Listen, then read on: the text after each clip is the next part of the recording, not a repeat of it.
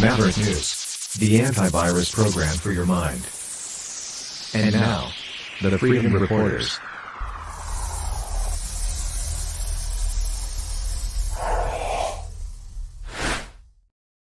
Good evening, everyone. Welcome back, Maverick family and new viewers from all over the world. All kinds of things to share with you tonight. Andrew McGillivray from Veterans for Freedom is going to be here. He's already waiting in the back. He's going to be talking to us about food security. And it is timely for him to do that because the grain deal between Russia and the West has fallen apart. This following another attack on that bridge in Crimea. We have a correspondent on the ground over there, Kevin McLeetsy, who has filed this report. And before we get into our discussion with Andrew, let's go to Kevin over in Crimea, where he has this information for us tonight. So I just wanted to go live here and update you guys on what I know from confirmed sources about the attack on the Crimean bridge this morning. So it happened a little after 3 a.m. Here in Yalta. It actually woke us up. The explosion did. It was extremely loud. And what more can I say than that? It was a big boom. What we know at this point is it was struck by sea-based British drones. A lot of the news sources say, oh, no, it was jet skis. These drones look a lot like a jet ski, but they are military drones from the British. They were packed with extra explosives. They were attempting to take out the pillars on the bridge, but it did not happen. So the spans on the bridge between a couple of the pillars on the Crimean to Kerch side did fall, and it'll probably take a couple of months to repair them. The train tracks were not damaged. The other side, as far as I know, was not damaged. They will be inspected over the next day or so, and I expect you'll see traffic one lane in each direction while they repair the other side. The land route up through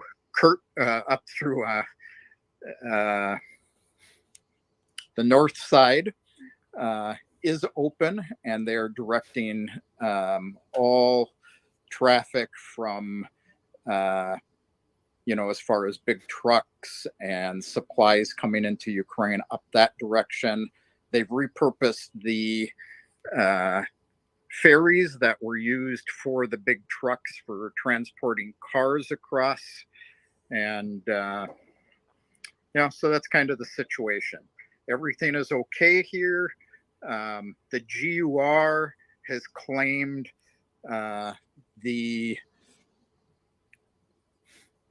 the GUR has claimed, sorry, I was up way too early this morning.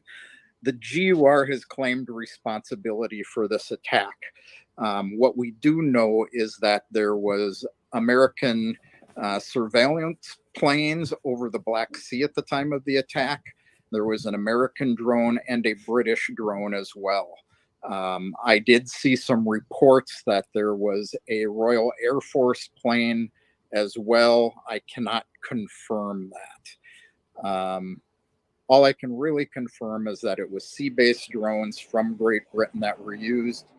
U.S. and British intelligence were also involved in this. The GUR has claimed responsibility, and they say the reason is they want to invoke terror in Crimea. I can tell you Crimeans are aware of what's happened. One of my construction guys came this morning. He said, oh, did you see they blew up the bridge again? I said, yeah. And he kind of went, so this is kind of the attitude here. It isn't having the intended purpose. So, it is what it is. People are not overly concerned here. Tourists seem to be concerned. On the Anapa side, the Krasnodar side, they have set up temporary housing for tourists to stay in.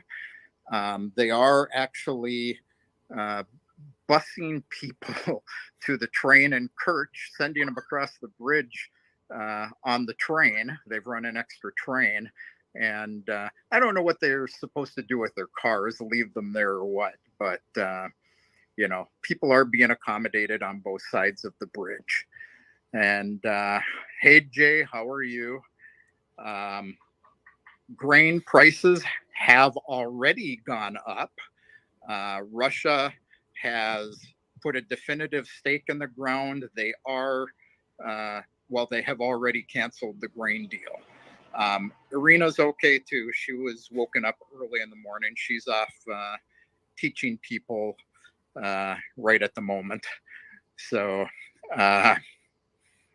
yeah, I'm kind of glad they aren't continuing the grain deal either.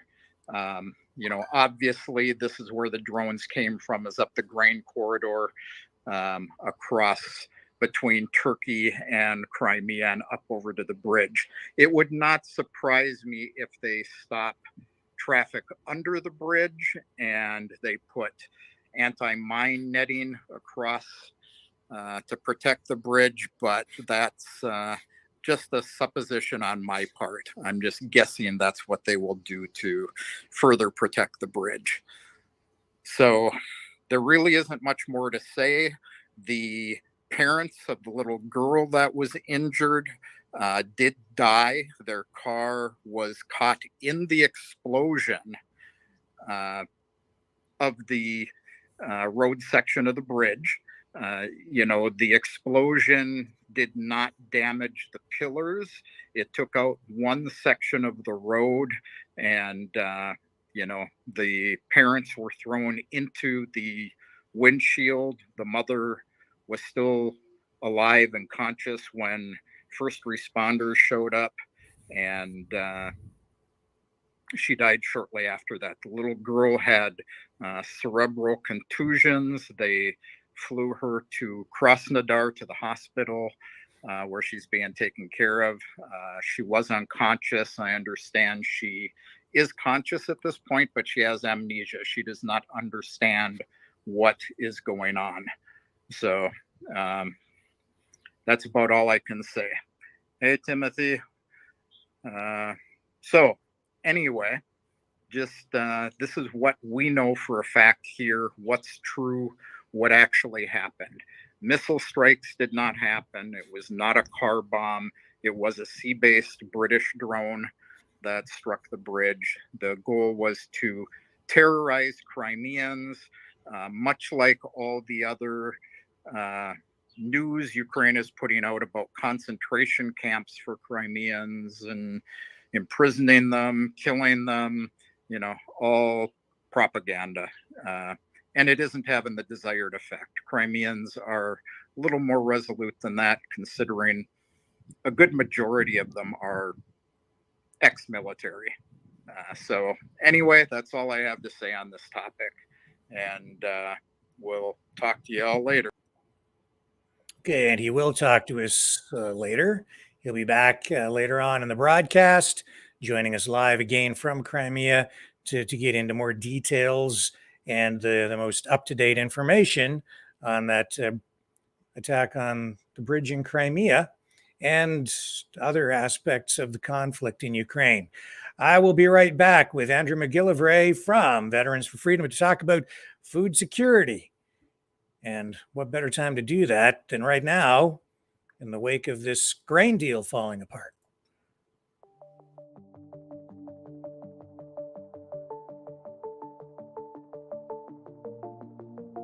Greetings, brave Mavericks. Our quest for truth continues. We go beyond fake news. Together we expose propaganda. Together we pull others out of rabbit holes. We are Maverick thinkers. We are all unique individuals, defenders of individual rights and freedoms, credible, trusted, grounded in reality. Maverick News, Maverick News. Defending free speech, free speech. Donate at freedomreporters.com. Do it now. Tomorrow may be too late. Maverick News. The world is watching.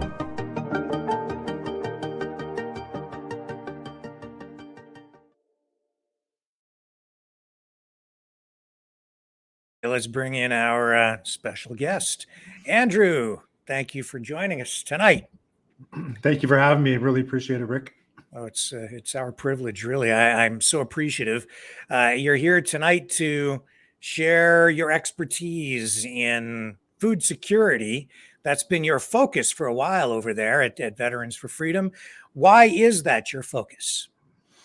So I guess sometime last year, how we, guys who are experienced like battle planners or tactical level planners like myself, is you identify who the enemy is, what their capabilities and limitations are, what their most likely course of action against you is, or most deadly course of action, and then you come up with plans on how to counter that. So based on what we were seeing last year, the big thing from at least what we could conclude was that they're using food as a weapon.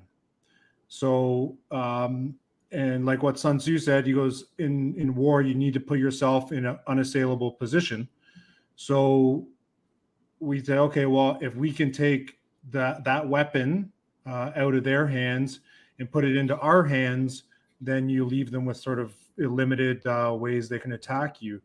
So yeah, since last November, I think we started off with a food or inflation or food security intelligence summary.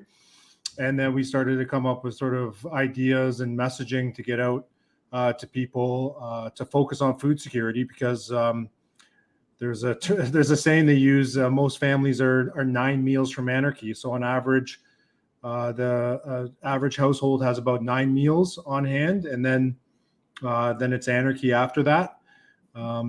And I've personally seen people starving to death, families and young children, that sort of thing. And there's also, when I was involved in tactical boarding operations, how we would coerce people and try to, get them to tell us stuff and that sort of thing, is by using food, because we know that they were short on food. So that's what we've been promoting: food security. I don't think, because some people, ask us, is shit going to hit the fan and things are going to blow up and there's going to be mayhem in the streets? I don't know. I don't think so. If I was a betting man, I wouldn't think so. But I would say that food is going to take up such a large portion of your paycheck that it's really you're going to have to decide whether to feed yourself or to pay your rent or mortgage or that sort of thing. So when you talk about the enemy, you say they. Are you even able to clearly identify who this enemy is? Because sometimes it feels like our own government. Sometimes it feels like it might be outside forces. It seems very shadowy. Yeah, I would say the globalists, the elites, cultural Marxists, the people in power. And I think back when we did Canada Divided, we threw in there, academia, large multinational corporations, bureaucrats, technocrats, that sort of thing. So it's the people who are in control of our system and our ways of life. But again, those people and those organizations are being controlled by a very small percentage of people or organizations like BlackRock and Vanguard and some of these other large hedge funds and that sort of thing. So that's what I would say who the enemy is. It's really hard to decipher, but with our approach, even though I know now they just came out and said, if you say cultural Marxist, that's anti-Semitic, which is a bunch of nonsense. But that's what we just say is, like, we believe it's the cultural Marxist takeover of the Western world through ideological subversion. And those are the people who we have to push back and fight back against. And we do see what their agenda is because they laid out quite clearly in Davos, the World Economic Forum, through these other global governance organizations, I guess. Is that about right? Agenda 2030?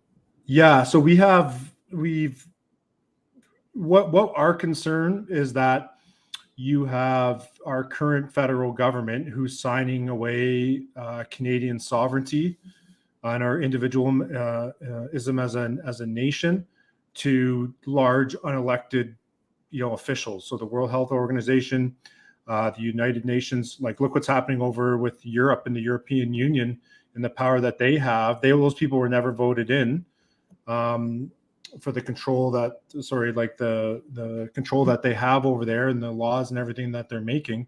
So the same thing's happening in North America to us in the United States with these, it's outside forces. They're not, I'm not saying these organizations don't have Canadians in there employed or working for them, but they aren't Canadian government. They aren't Canadian organizations. They're outside forces who are impacting our country negatively.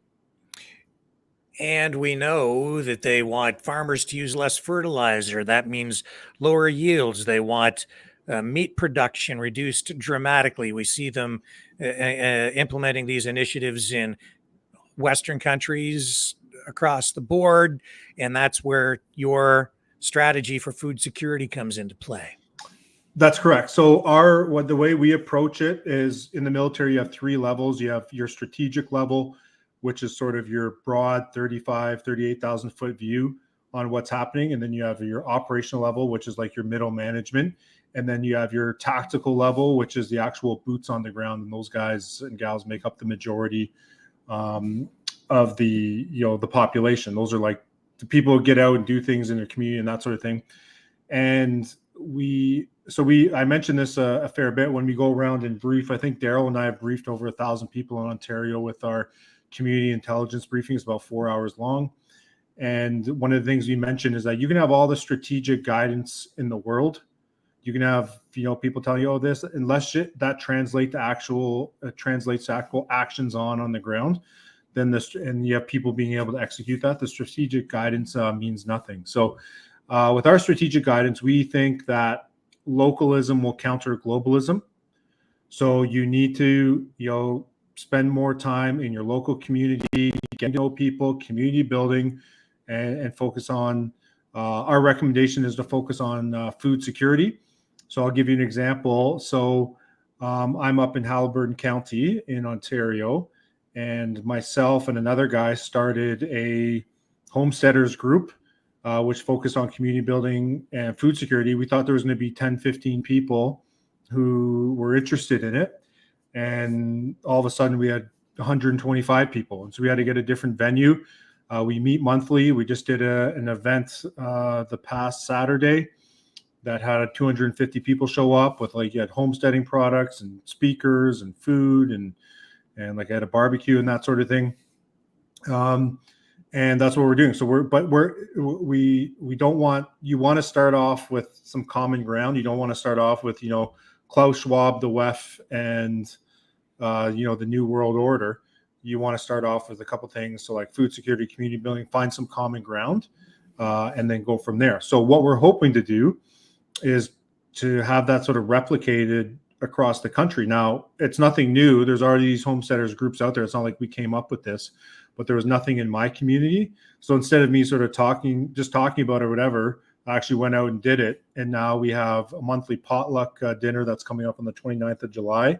And then we have a mailing list, a web page, and we're all sort of helping each other out and focus on food security. So because you're right, it's what you said earlier, nitrogen reduction, then farmers are going out of business. I think it was last year, Post Millennial came out with a report, said 1 in 4 Canadian farmers had contemplated committing suicide. And a lot of these farmers, their children don't want to take over the family farm. They want to go into the city or get into technology and that sort of thing. So who knows how long these farmers are going to be around before they have to sell. And so that's why what we say is we I won't get into too much of the details, but our farm here, we want to manage the entire food supply chain on the property here within the farm. So like propagation, your own seeds, cycling through chickens and that sort of thing, so that we're not reliant on the grocery store and paying exorbitant prices for food. And what you're referring to, really, what you're talking about is, in many respects, the end of the family farm in our country. Takeovers, land grabs by big agribusiness, large corporations, all sort of backed up by government policies.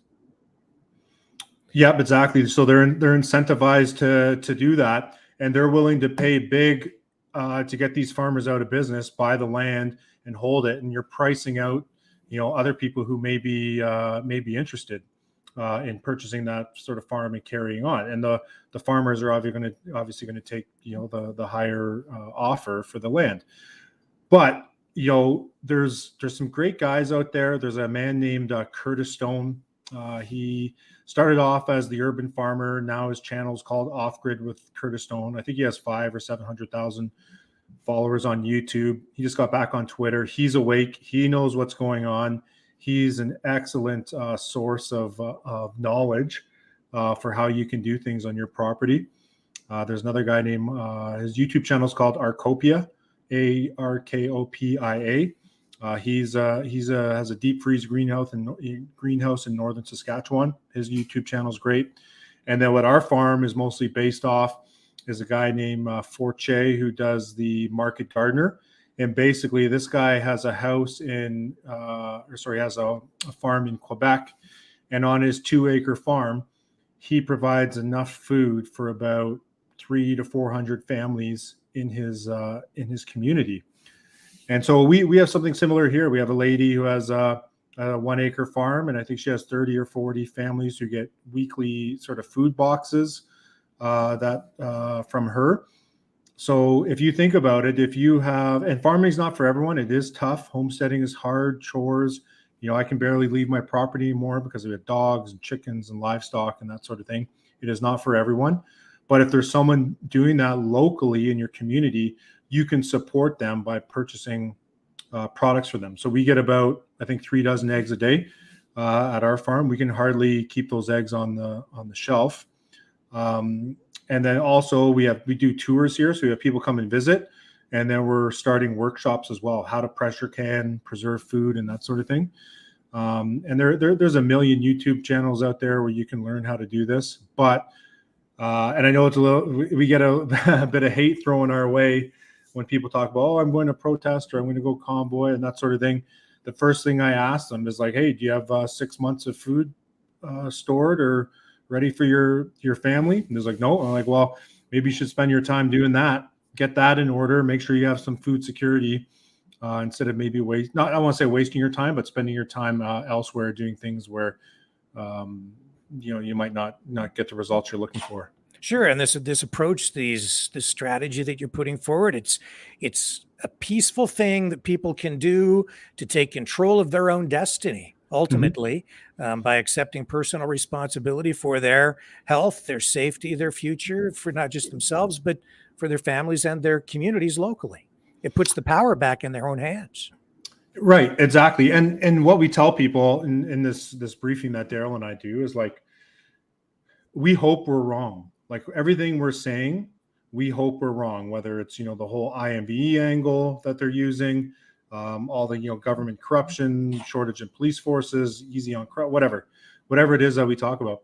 We hope we're wrong. And the thing is that if we're not wrong, then what have you lost? You're getting healthy food. You're learning new skills. It's something you can transfer to your children. So they're maybe not as reliant on big, not I want to say big pharmaceutical, but big grocery stores and that sort of thing. Agribusiness. And they're providing, big ag, and they're providing for themselves and their community. And I remember it was a great video. It was sent to me on Instagram, and I think it was an Amish farm, but basically they had this large farm. They had a grocery store on their farm, and they showed a video of the guy saying, okay, you're at so-and-so's farm. He opened up the door, went through this, small grocery store. They had milk from the farm. They had eggs from the farm. They had a bakery built in there. So they had all their breads and everything coming from there. That a local guy did honey. They had apples and fruits from the orchard. So basically they had their entire, grocery store minus all the garbage that you get, like crackers and cookies and chips and that sort of thing, which you don't need. You had it all right on the farm. And then that farm store actually had other local farmers selling their products there. So they're cutting out the middleman. Your products are going to be most likely cheaper and healthier for you. And you're cutting out, the big grocery stores and that sort of thing. And you're getting, your organic produce and that sort of thing. So just imagine if we had something similar to that with these farm properties and these farm grocery stores all throughout Canada. Are there any issues with government stepping in and, trying to throw a monkey wrench or into the cogs of the machine with red tape and mucking things up? Yeah, I wouldn't be surprised if that's the case. Definitely zoning would be an issue. You'd probably have to zone commercial or get approved for farming, like be zoned as a farm. There might be some issues there. But I think now, especially locally here, as people are starting to pay more attention to bylaws and the type of nonsense that they're trying to sneak through, and then, it's funny because then people show up to push back. And for years, probably 10, 20 years, these, boards and local municipalities, they might have a handful of citizens pay attention to what they're doing. But now you're getting more and more people paying attention to the minutes, in the agenda, attending via Zoom or in person. And you can see as soon as people start to ask questions and fight back, they're muting their mics and, that's hate speech and don't this and this conspiracy theory, that and that sort of thing. So eventually, it will come down. They will continue to legislate and use bylaws to, I think, try and restrict you and your productivity. But a lot of people up here, they don't even not that they don't pay attention, but they don't care. They're just doing their thing and they're going to feed their families and that sort of thing. And if the municipality wants to waste their time and resources trying to punish these people and find these people, there's probably hundreds and hundreds of people who are just fed up with the bylaws, fed up with the municipality. So I think there's a growing resistance to actually abiding by some of the bylaws that they're putting out. Yeah. So, I mean, what we're really talking about here is if you have a backyard, start a garden. Yep. And for people who maybe live in apartments, there are other strategies where you can work collectively with your local community. Can you just speak to that? Yeah, definitely. So there's all sorts of different options. There's something called CSA, which is community supported agriculture. Our local town here, when we went to their sort of fairgrounds / track field and that sort of thing, we saw this massive portion of the field that they've converted to community supported agriculture. So the elderly people living in the old age homes or in the apartments and condos and that sort of thing, they actually go down. They have their own plots that they can maintain themselves and grow what they want. So there's all sorts of different options out there. We had a guy talk to us, and this is someone who we briefed, and he basically, and this was early, probably I think in March, and he basically said, I went back, spent the rest of the winter learning, sort of planning out my garden, stuff like that, got rid of all of his grass, got little row houses in there, and then his neighbor sort of found out what he was doing. And he was like, what are you doing? He's like, look, we need to focus on food and growing our own food. And then both a neighbor on each side got involved. And then he said they built gates in between the properties. So now they have 3 full backyards, all focusing on food production, which is great. And the more and more people we can get doing that, the less sort of power that they have. And again, we know that they're using food as a weapon, so we need to take that weapon out of their hands and put it into ours.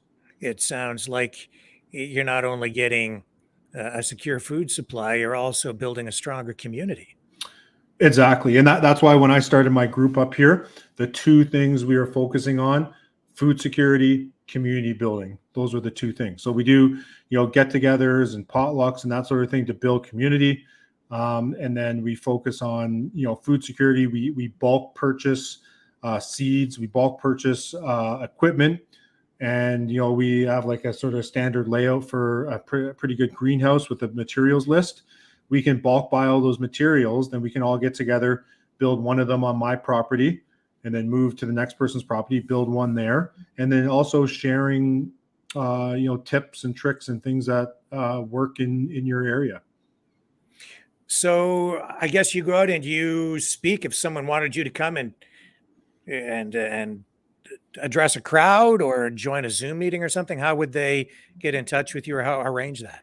Yeah, so if they you can go to v4f.ca, forwards you to our full website, veteransforfreedom.ca. You just send an email to info@veteransforfreedom.ca. And then, we haven't really, it's mainly been Daryl and myself, who's like my fire team partner for doing Ontario. Like I think we've done Mississauga, Hamilton, Cornwall, we did Ottawa, we did some other things there. So if you have a big enough group, Daryl and I, probably not the summertime, we're pretty busy up here, but probably in September. But it's that briefing is just not on food security. It's sort of community intelligence briefing. We talk about sort of the strategy that the government's going to be using, legislation. We talk about a whole host of issues. But what we try to do is actually give you things that you can do at your level that you can implement and focus on to help you, insulate yourself from what's coming. Is it accurate or fair to say that we are in the middle of some kind of war, Drew?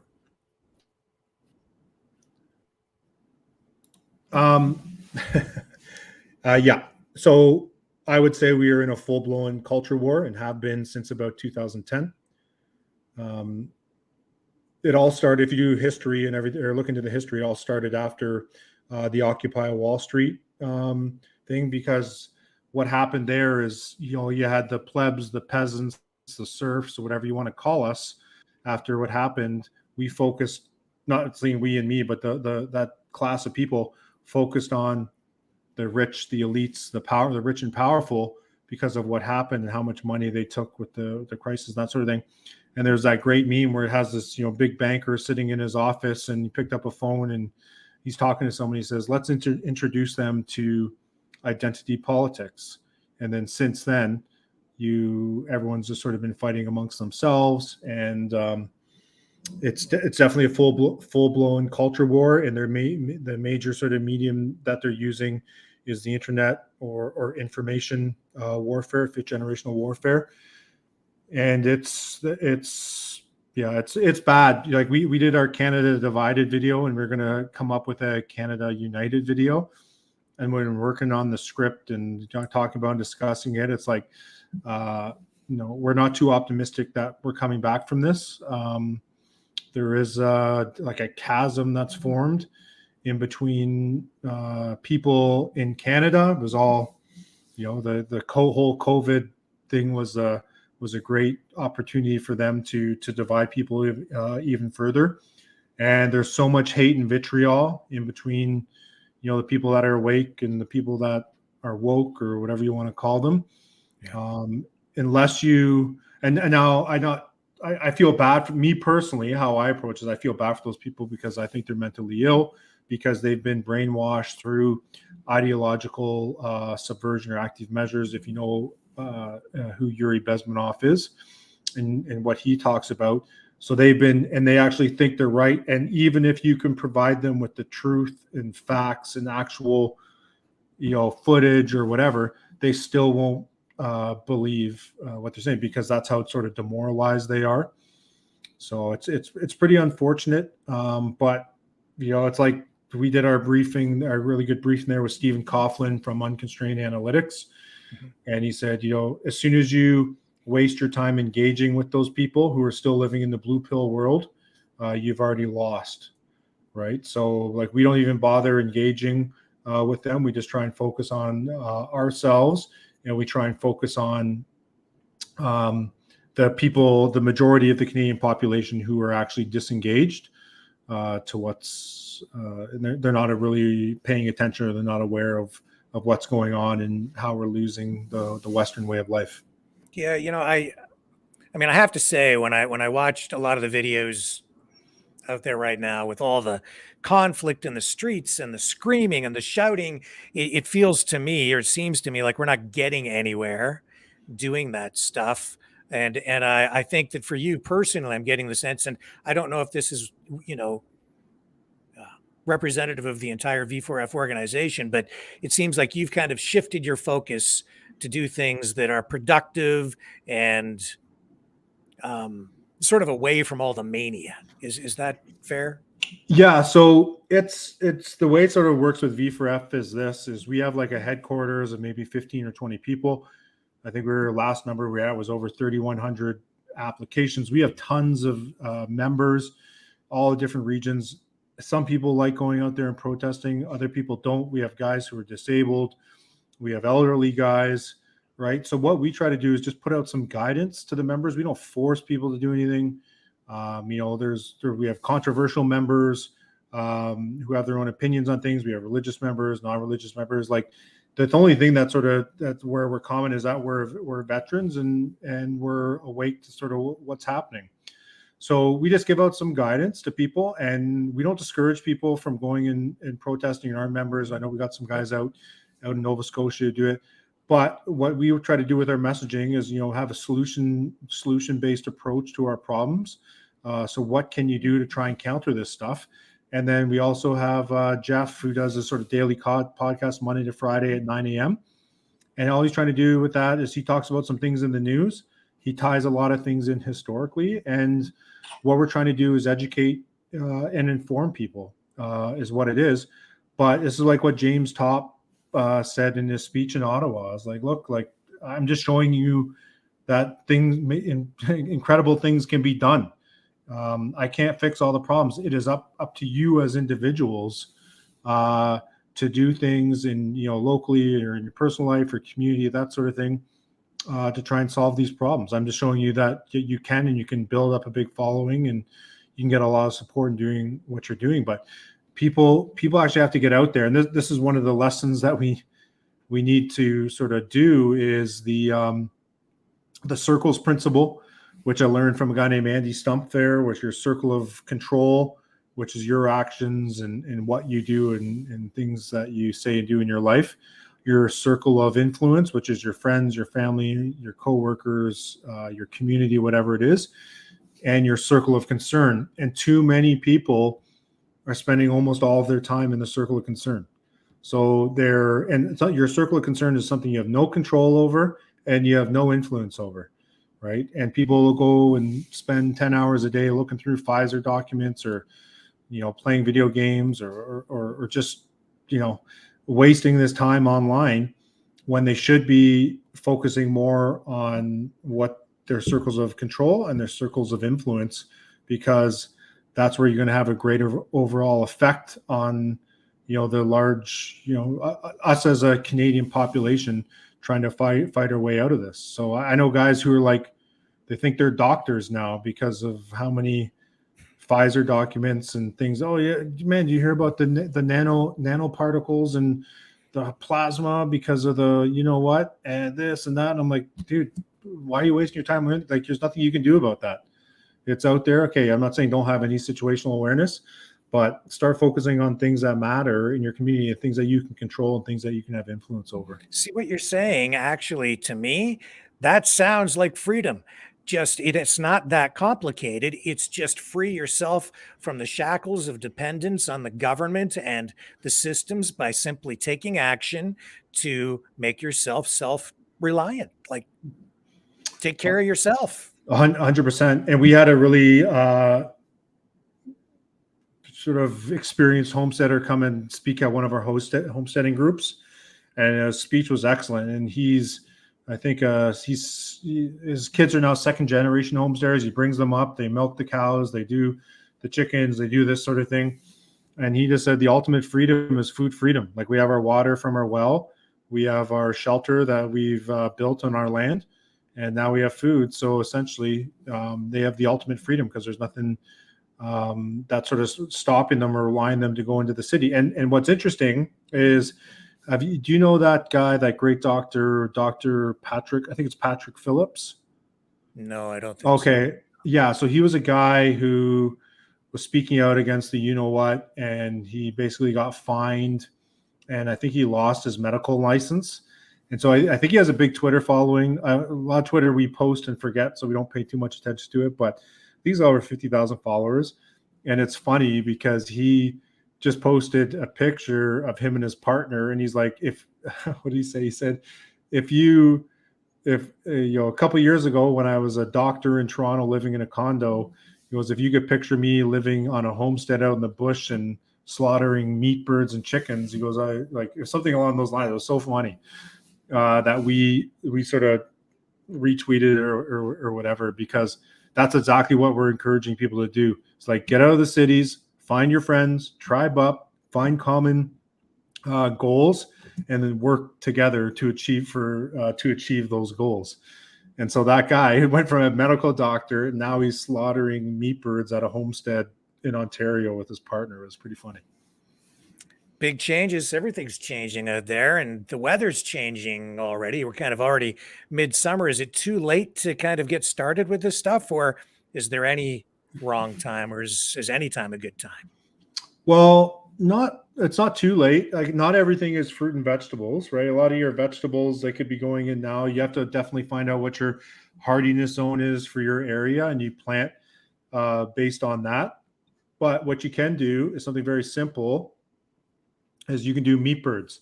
So meat birds usually have between an 8 and 12 week life cycle. You could build a chicken tractor in probably a day, buy some day old meat birds and get them sort of going. And then you can either learn how to slaughter them yourselves, or you can take them down. There's usually Amish and Mennonite butchers and so on in different areas of Ontario who will do it for you for a couple bucks. And so I think we did 40 or 50 meat birds last year. And then we learned how to pressure can. And so then we cut them all up and pressure canned them. And with pressure canning, they stay in their mason jars. And I think they have a life. This is cooked meat in there, not in a fridge or a freezer. And they're about 20, 25 years that they can stay on the shelf with pressure canning. Yeah. So there's all sorts of things you can do. You can buy, I know a guy who runs a 24/7 freeze dryer. So he's I think he said his machine does 4,000 or 5,000 pounds a year. So what he does is he goes to supermarkets, he buys stuff that's like almost past the expiry date or whatever, has a discount.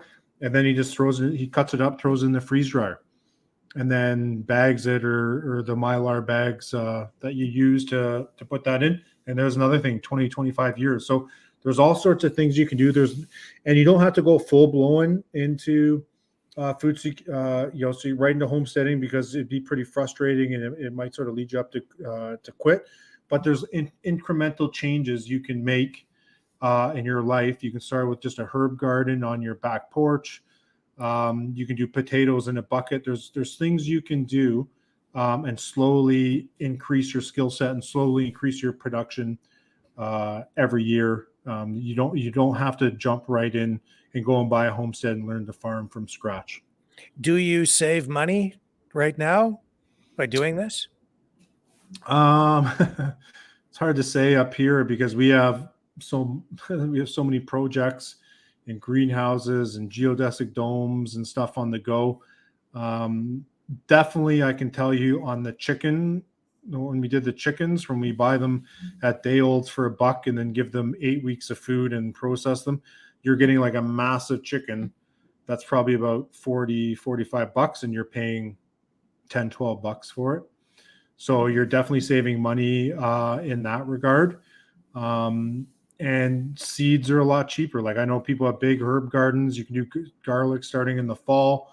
There's all sorts of things you can do. So yes, I definitely think you're saving money. Now, if you factor in your time of sort of setting it up and doing that sort of thing, depending on what your hourly rate is, maybe not, but you know what food you're getting. You know the food is healthy and organic if you decide to go that route, and it's not processed garbage from inside a grocery store.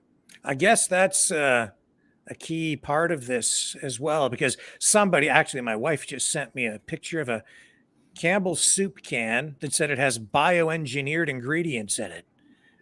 So, I mean, you go to the supermarket, I think that unless you're really checking the ingredients, they're probably being fed things that you probably don't want to eat.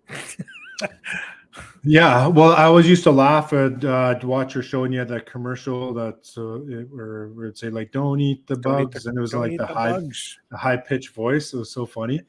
Yeah, definitely pay attention to what's in your what the ingredients are in the food that you're consuming. Like so much of this stuff is ultra processed stuff. You know, you get all the lefties who just consume copious amounts of soy. So you don't want to consume soy as a man, but they're putting that in there as well. And like hydrogenated corn oil, like there's so much bad stuff. But just imagine if you go local, you could buy, local milk. I know it still has to be sort of processed. You can't get whole milk anymore, or it's against the law to do it. But you can buy stuff locally being done by people that you trust and from their farms. You're going to be way better off in the long run for your overall health and wellness, and your body's not going to be, processing this garbage that you get from a grocery store. Does what you're doing tie into what the government is trying to implement with natural health supplements and restricting access? Yeah, it's tough to say. I haven't looked in that too much. Like when I saw the headline for that, I was just like, yeah, no surprise, right? They're going to continue to do this sort of thing. They'll eventually come, I think, for homesteads and farms, and you won't be able to sell your products at farm stands, and you already can't sell processed chicken and that sort of thing to your neighbors, right? So you can do it for yourself, but you can't do it. So there's all sorts of restrictions. Now I understand there's certain standards you have to meet in terms of cleanliness and processing meat and butchering and that sort of thing. But there's places here where you can take your cow, they will butcher your cow and then give it and then break it up sort of into pounds into the way you want and get it back to you. So I think again we're going to see a ton of this legislation continue to come down. I think a lot of it's going to be focused on gun rights. A lot of it's going to be focused on speech rights, and then again, food. Those are the things that they're clamping down on. So yeah, it's going to be. I think it's going to be bad. And again, they eventually just want to force us, the plebs, the peasants, the serfs, into consuming food from their sort of desired or approved outlets instead of doing it for ourselves and our community. And you say you really don't engage with people who are still blue-pilled, but they really are feeding people crickets. So what do you think, Drew, is it going to take to wake other people up?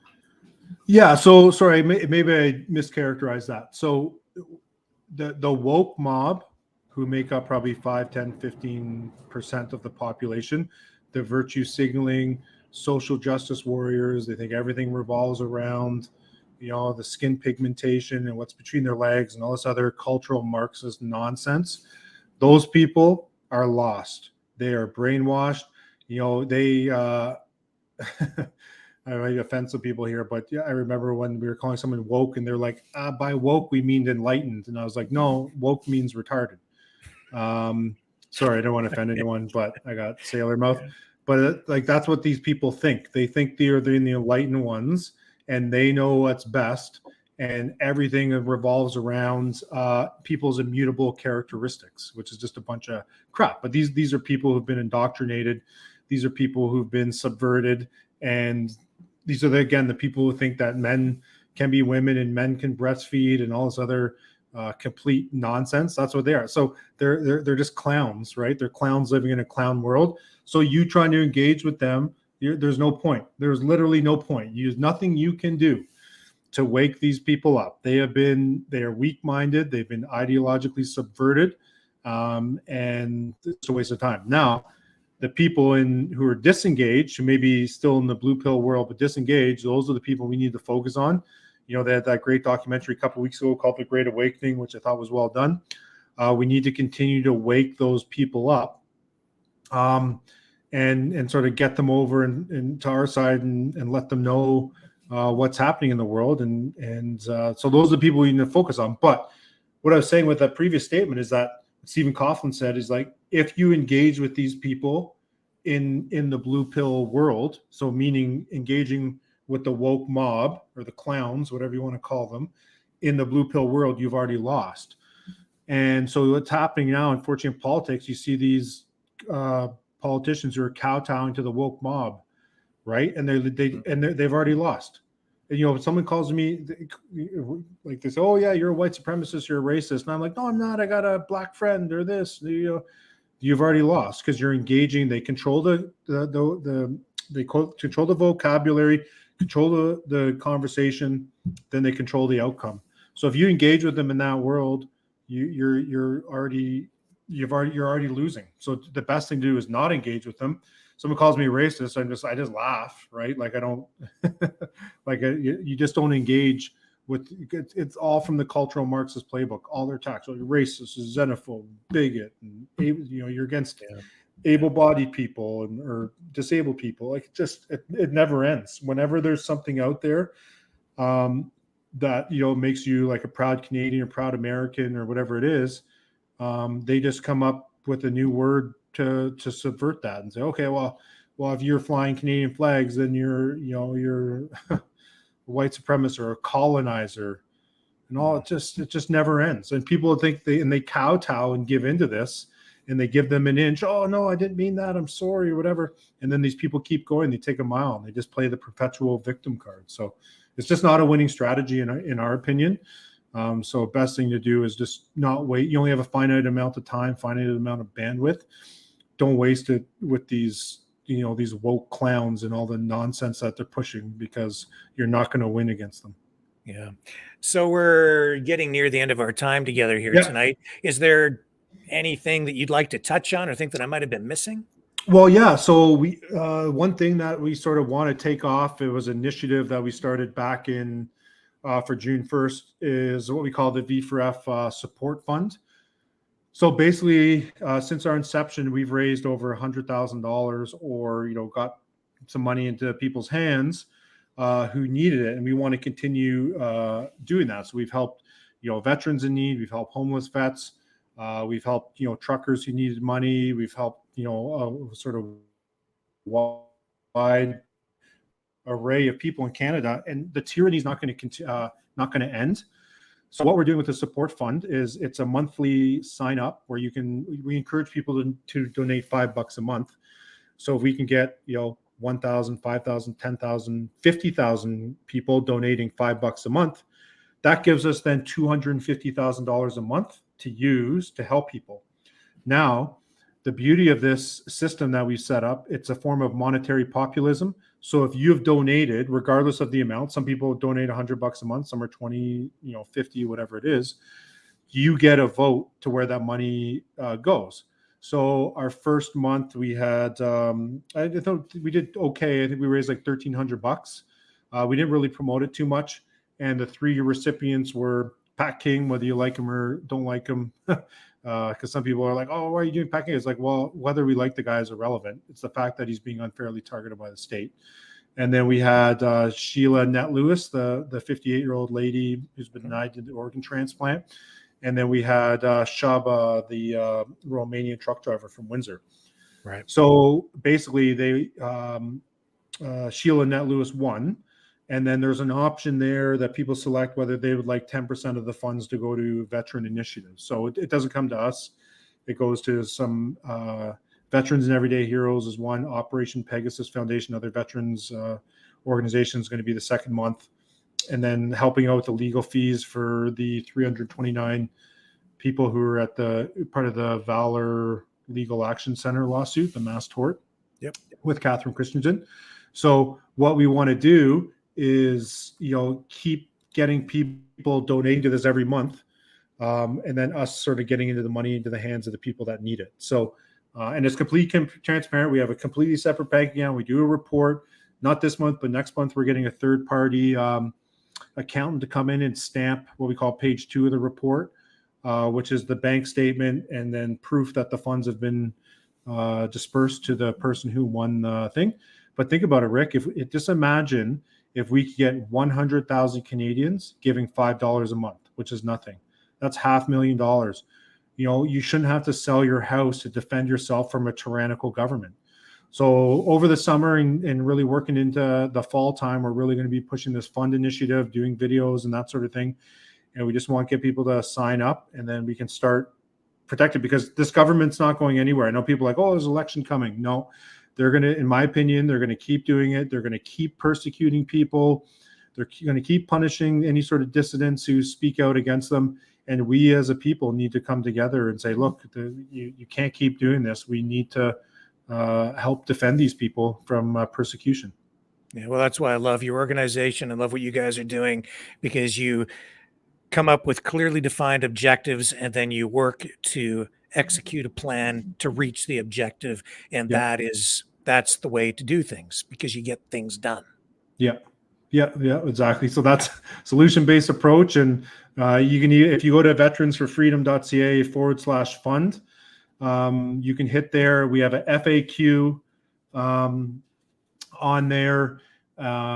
We have sort of standard operating procedure. We have like reports. We have the sort of layout, and we'll continue to get better as we do this fund. But this is where we really think we can make a difference in helping people pay fines. Like we found out that, again, that Dr. Phillips there, he had to pay the College of Doctors or Physicians, whatever, $6,000 fine. That guy had to pay out of pocket. And he lost his job, lost his career at 6,000. So this stuff's going to continue to happen. And so what we really want to do is build up this fund so that we can help people and pay their fines and really start to protect each other as citizens from a tyrannical government. So that's our big going to be our big push this summer into the fall. That's excellent. Our time is up, but we're going to have you back on to give us an update. And there are other issues and topics that I'm sure we should explore as well down the road. But Drew, thank you so much for joining us on the program here again tonight. It's, I think, extremely productive and very helpful. So thank you. Okay. No, that's awesome. Thanks very much for having me, Rick. Appreciate it. Okay. And there you go. And you can visit veteransforfreedom.ca. That's their website. And then you can find the links to the different pages. And that's a great idea to set up that fund to help people in need, truckers and others facing legal bills and so on. And I love that idea too, that you get a vote to decide where the funds are directed. So once again, Veterans for Freedom on the cutting edge of doing productive, real things that actually make a difference. Stay with me. When we come back, Kevin Michelizzi will be here live from Crimea, where we will get an update on that situation with the bridge attack.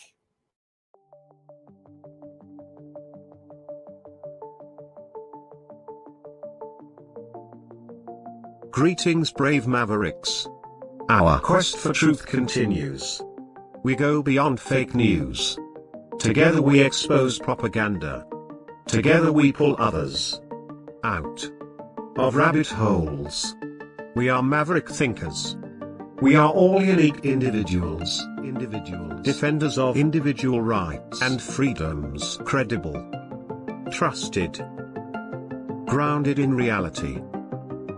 Maverick News. Defending free speech. Donate at freedomreporters.com. Do it now.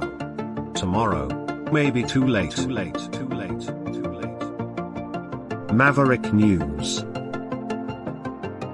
The world is watching.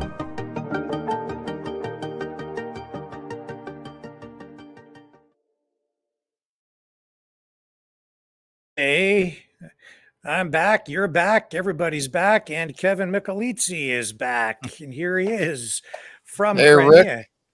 Good to see you. Great to see you as well. And I'm glad you're well and that you're safe and everything is okay. Before we start talking about what happened with the attack on that bridge. Let's take a look at some video and show people.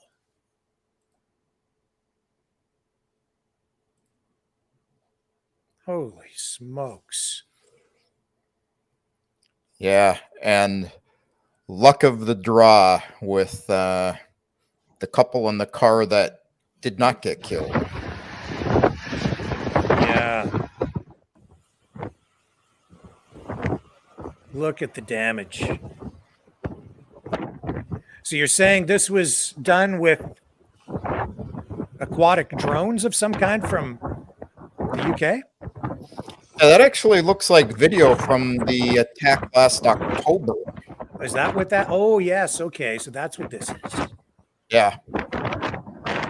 Because this is the second time that bridge has been attacked.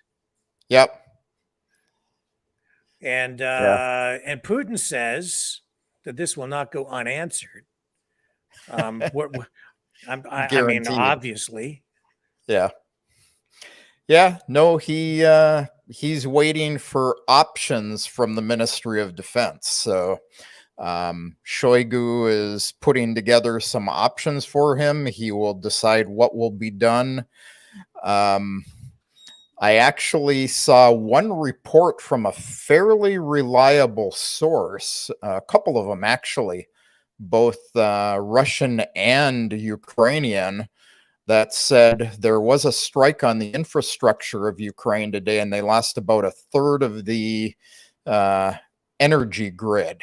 However, that is unconfirmed as far as I'm concerned. I haven't heard of anything official on that yet. Well, I mean, the thing that concerns me here is that we're seeing more attacks really, outside of Ukraine, getting closer and closer to Moscow. Well, I mean, we even saw those drone attacks in Moscow, though. That's what I find very disturbing. Do you have any thoughts on that?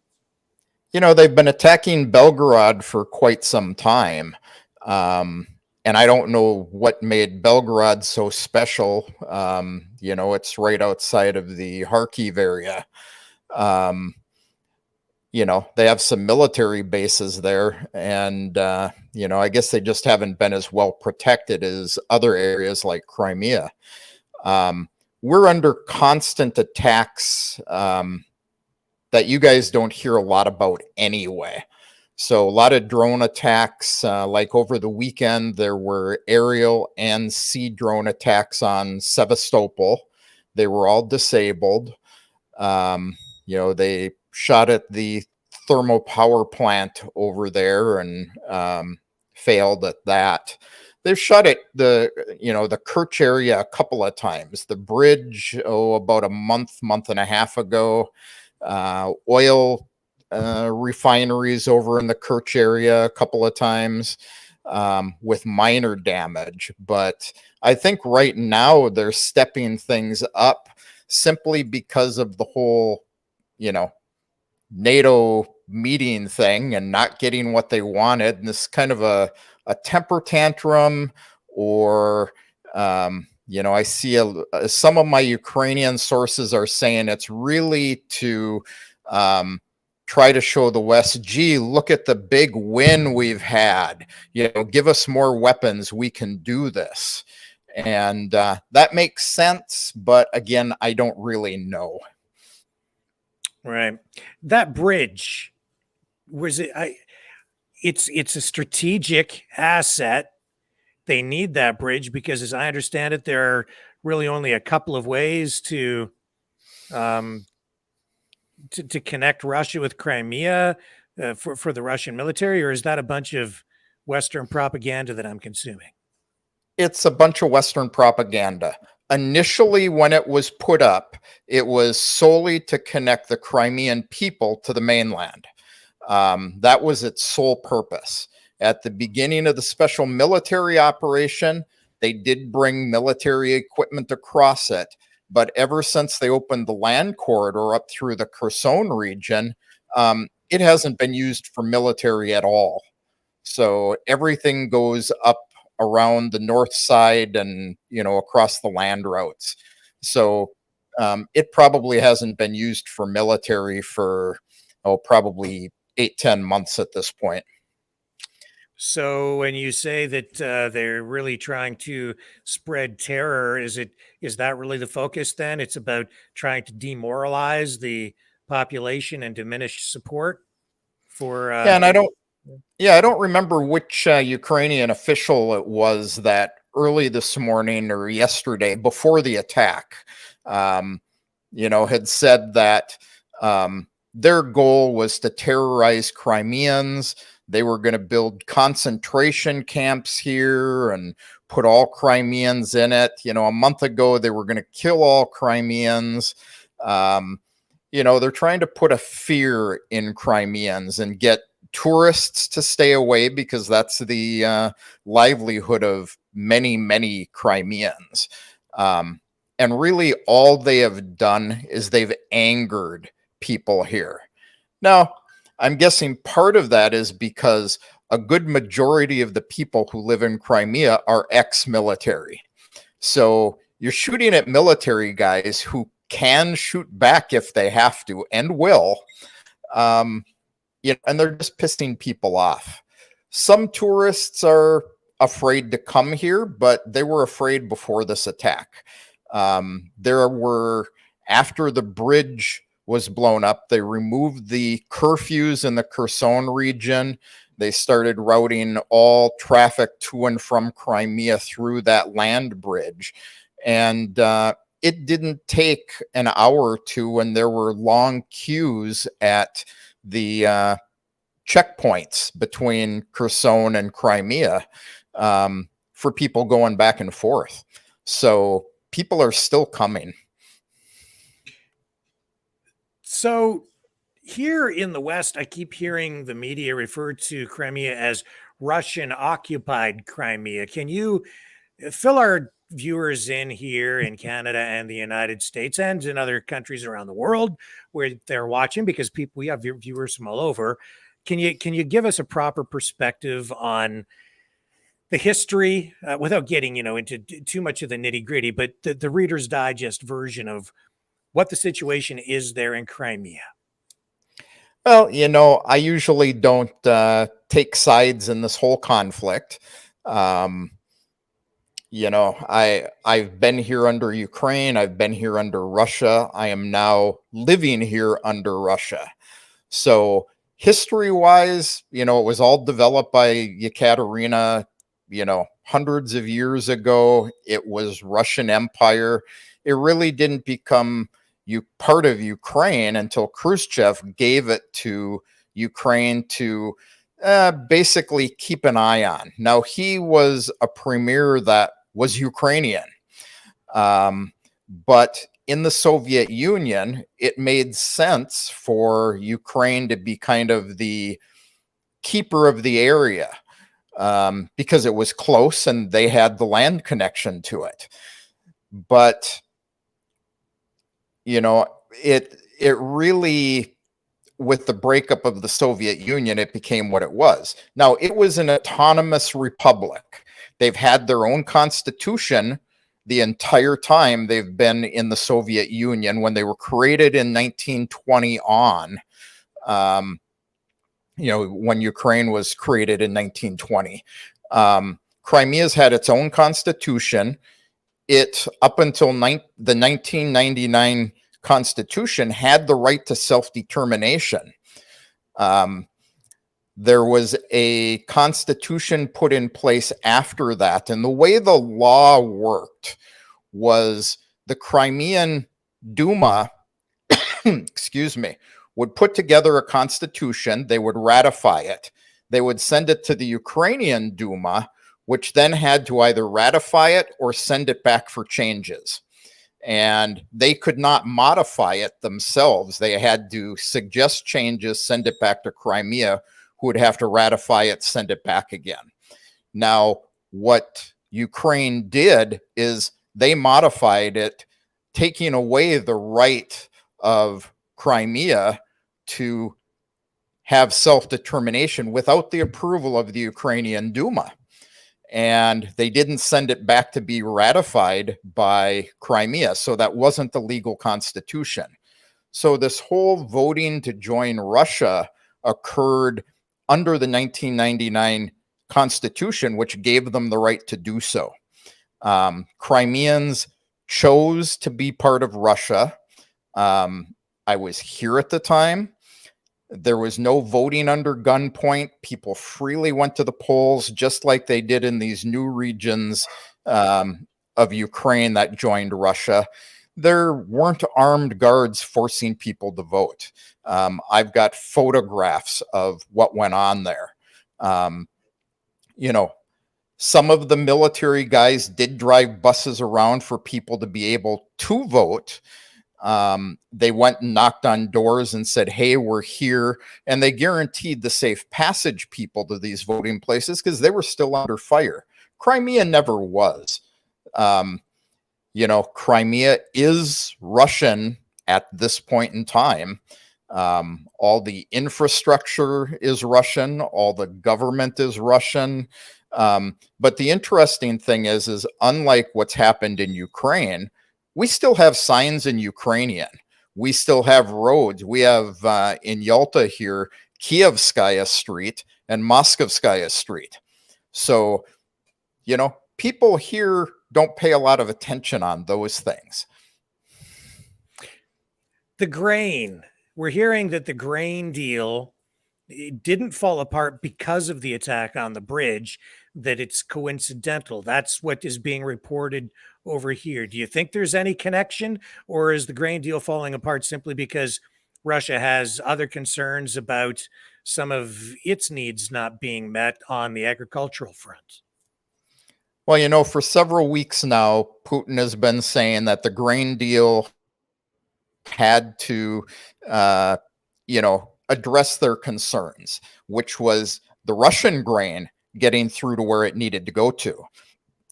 They wanted the ammonia pipeline repaired in Ukraine so that fertilizer could be sent where it needed to go to. So these are issues that happened the last time they renewed it, and they didn't get what they were promised by the UN. You know, this morning, Ukraine was talking about, well, we never signed an agreement with Russia. We signed an agreement with Turkey and the UN, and Russia signed their own agreement. So it's not our fault that they didn't get what they want or that we destroyed some of their infrastructure to transport this stuff. But Ukraine also didn't control getting the grain out of the Black Sea and where it needed to go. Only 3% went to the countries that really needed it. The rest went to rich countries. So part of this was playing into it anyway. Today was the straw that broke the camel's back. It was the first thing announced by Peskov after the bridge was announced this morning. Is the grain deal is dead. There will be no more negotiations. Erdogan has come along and said, well, gee, after my trip through the Middle East or wherever he is right now, we're going to sit down with Putin. We're going to negotiate. But there are no further negotiations. And I would say that is definitely because of the bridge. Russia has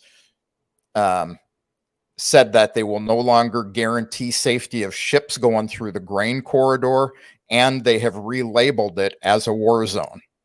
So there have been no ships. I've seen the satellite imagery of this throughout the day today. There have been no ships since last night that have been anywhere in that grain corridor. So it's dead. It's over with. It will not be renegotiated. And the not renegotiating, I guarantee, is because of the bridge. And so we're seeing grain prices increase already. Yep. And it's likely to get worse because you've got Ukraine's European partners who already have their grain banned for being GMO through September are now, as of today, you know, double bad news for Ukraine. You're going to get hit by missiles, very likely, and your European partners are asking to extend that grain ban beyond September. So it's just going to keep going up. Well, how will this impact Russia, or will it? This decision to not let the grain through it. Is there any downside for Russia? Well, the big downside for Russia is the same one they've had under this grain deal anyway. They're not able to sell their grain to anybody, so it negatively affects their budget. But it isn't going to affect them any more than that. It's actually going to hurt the West, and it's going to hurt Ukraine, who's going to end up with these, silos full of grain. So, well, it's changing the tone, I think, today. That's what I'm taking from this in a sort of a larger sense, is that the tone of the conflict to me changed today. Now the Russians are being less tolerant, less forgiving. I'm sensing that we're about to see something significant come out of this. Your thoughts? yep. I'll say that Crimeans are pissed off, including the government of Crimea. There are a lot of politicians in mainland Russia who are pissed off. Medvedev today was spouting off about they need to destroy the homes of all Ukrainian leaders, and they need to find out who was involved in this attack and destroy their homes. So he's going to bomb the whole world. But yeah, I think the tone's changing a bit. The one thing about Vladimir Putin is he is exceptionally patient, slow to react, sometimes to the detriment of Russia. But I guarantee it will be a strong response. I'm hoping it will be stronger than last time. Again, I don't typically like to take sides in this whole thing, but this is middle of July. Ukraine knew perfectly well that bridge was not being used for military. They knew it was the middle of the tourist season, and that road would be filled with tourists. So, we had one car where, had a 14-year-old girl, and her parents were thrown through the windshield from the blast. There was their car coming to Crimea, and right in front of it was her aunt and uncle in another car of this young girl. And the blast occurred between the two cars. The aunt and uncle ended up in the same hospital as the girl, but the parents ended up dying. And, so in my eyes, I hate to be that strong with Ukraine, but it was a terror attack. Because they're really targeting civilian infrastructure, especially if they know what you know, and I'm sure that they knew that the bridge was not being used for military transport. Yeah, exactly.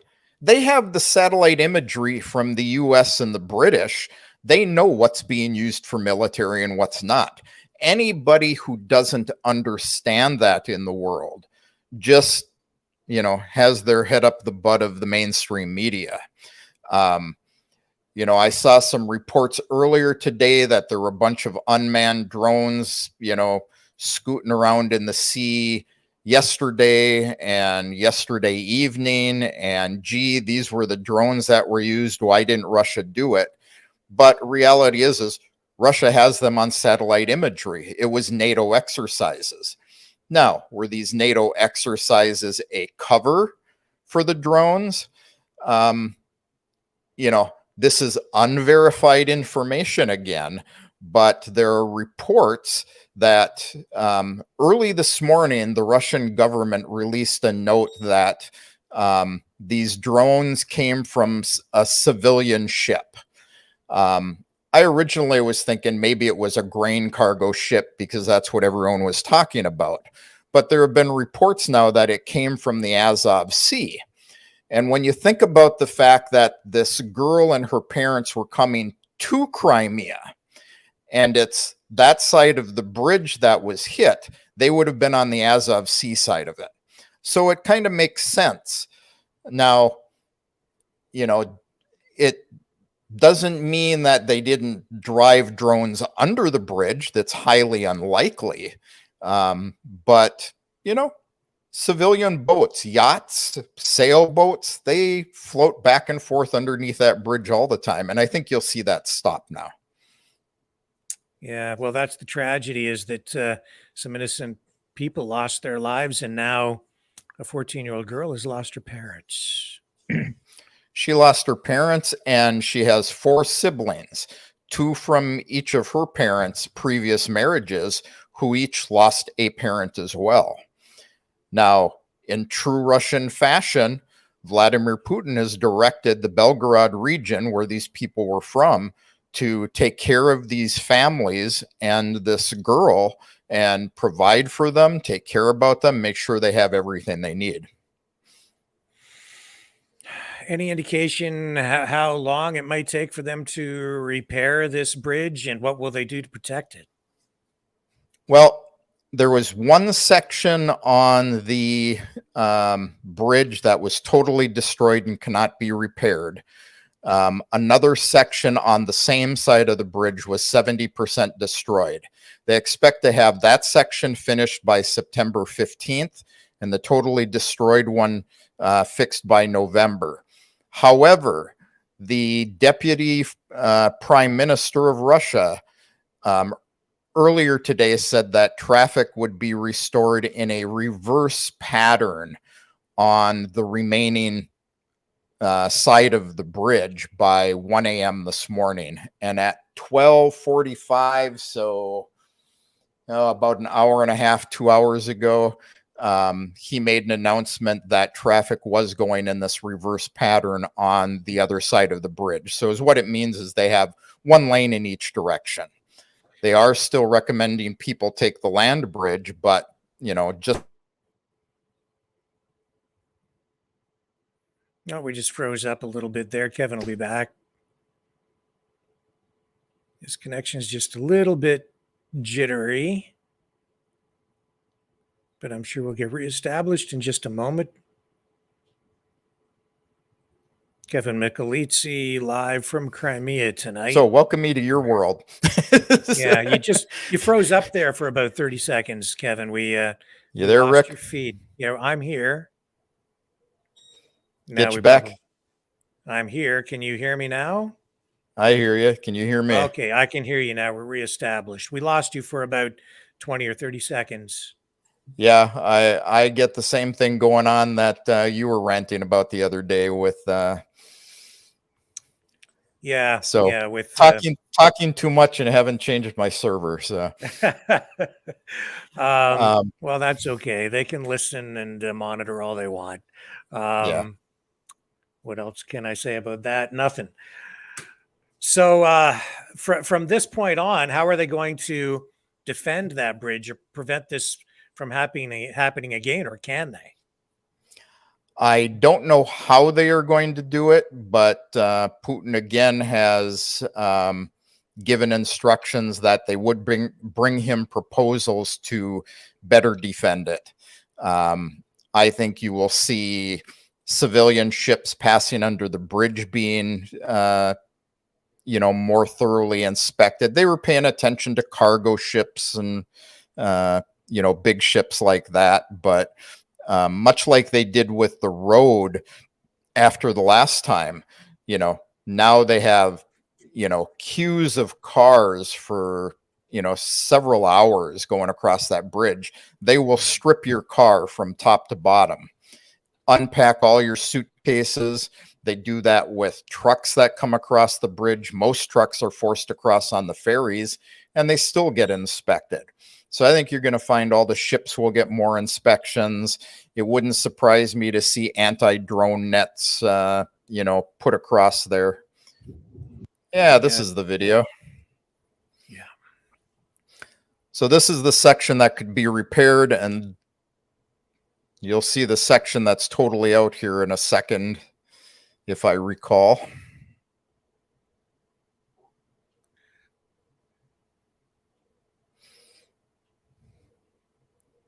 No, I think we're just looping on that section. Yeah, we just so get just that showing one. Is this?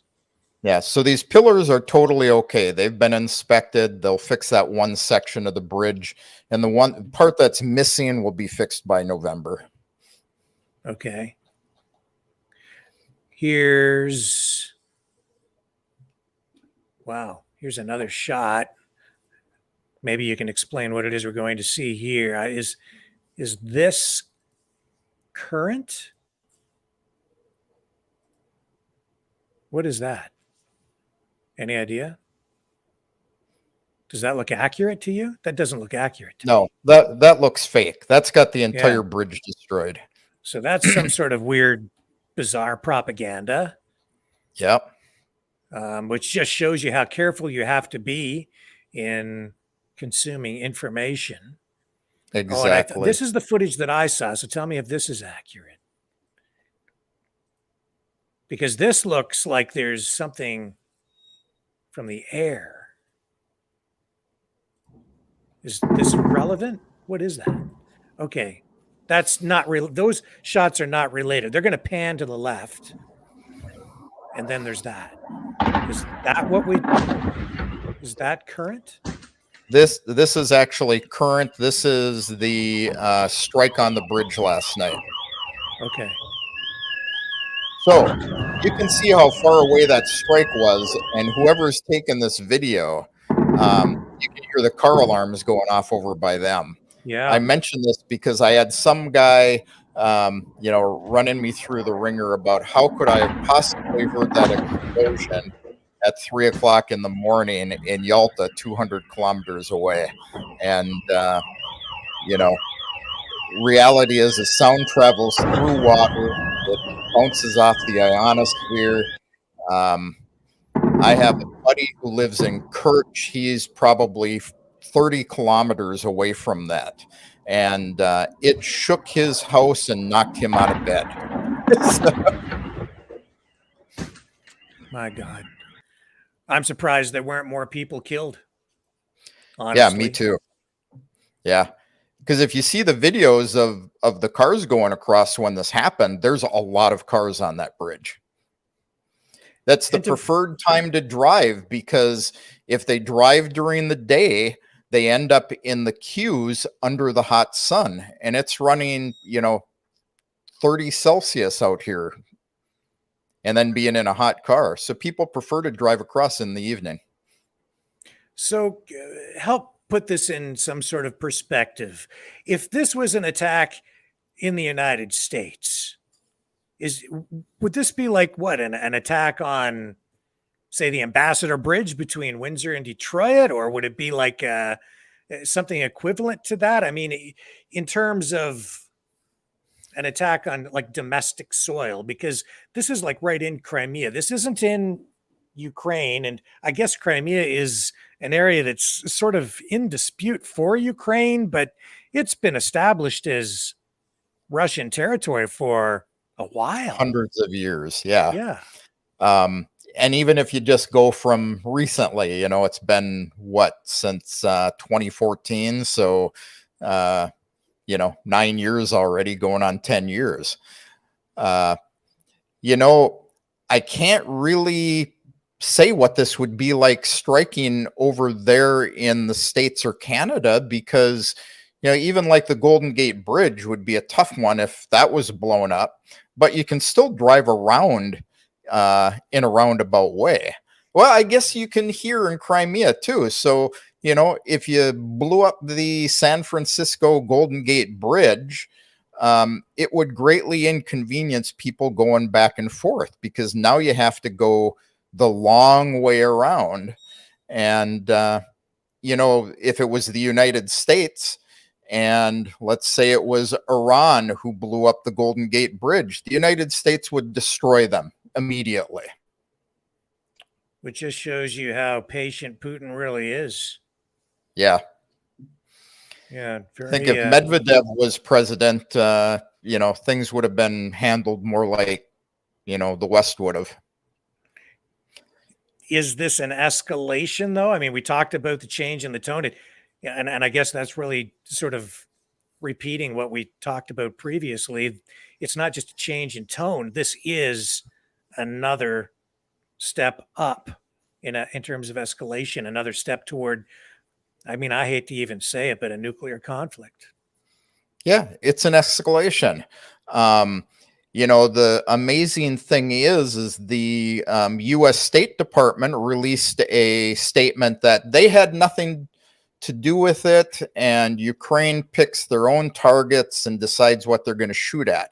However, last night the U.S. had 2 Global Hawk drones circling out there in the sea.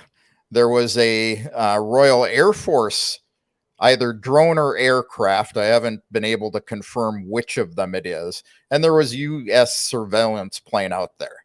Now, yes, there were NATO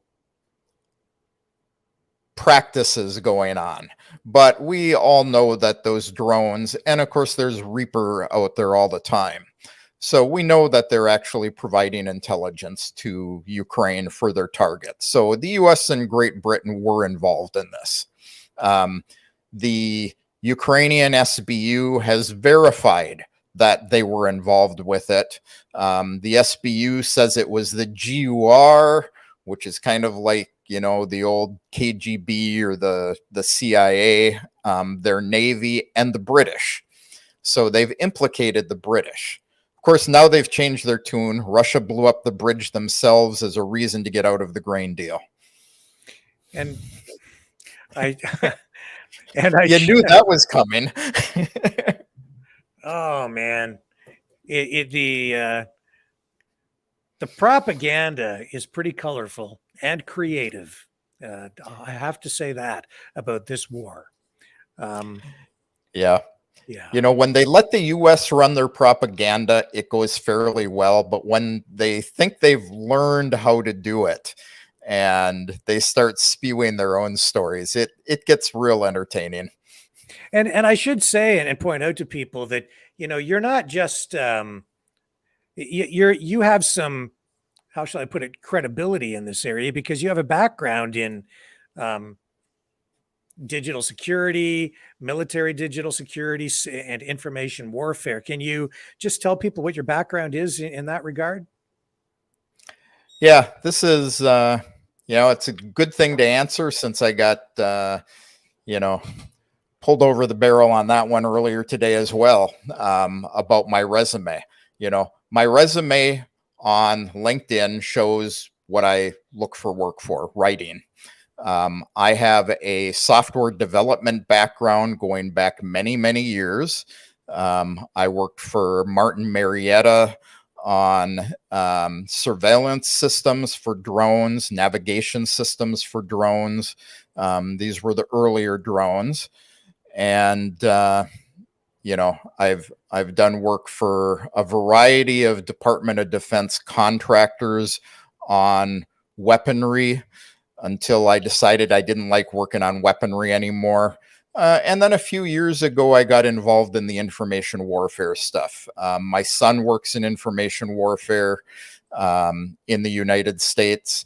I worked in it there. And, when I got stuck here under COVID and decided to live here full time, I decided to start bringing my knowledge of what the U.S. government is doing and the systems that they're developing and the techniques they're using to people so that people can start to learn about what they're hearing in the mainstream media, what they're seeing on TV and videos, and knowing that these things aren't all real. They're typically planted by the CIA.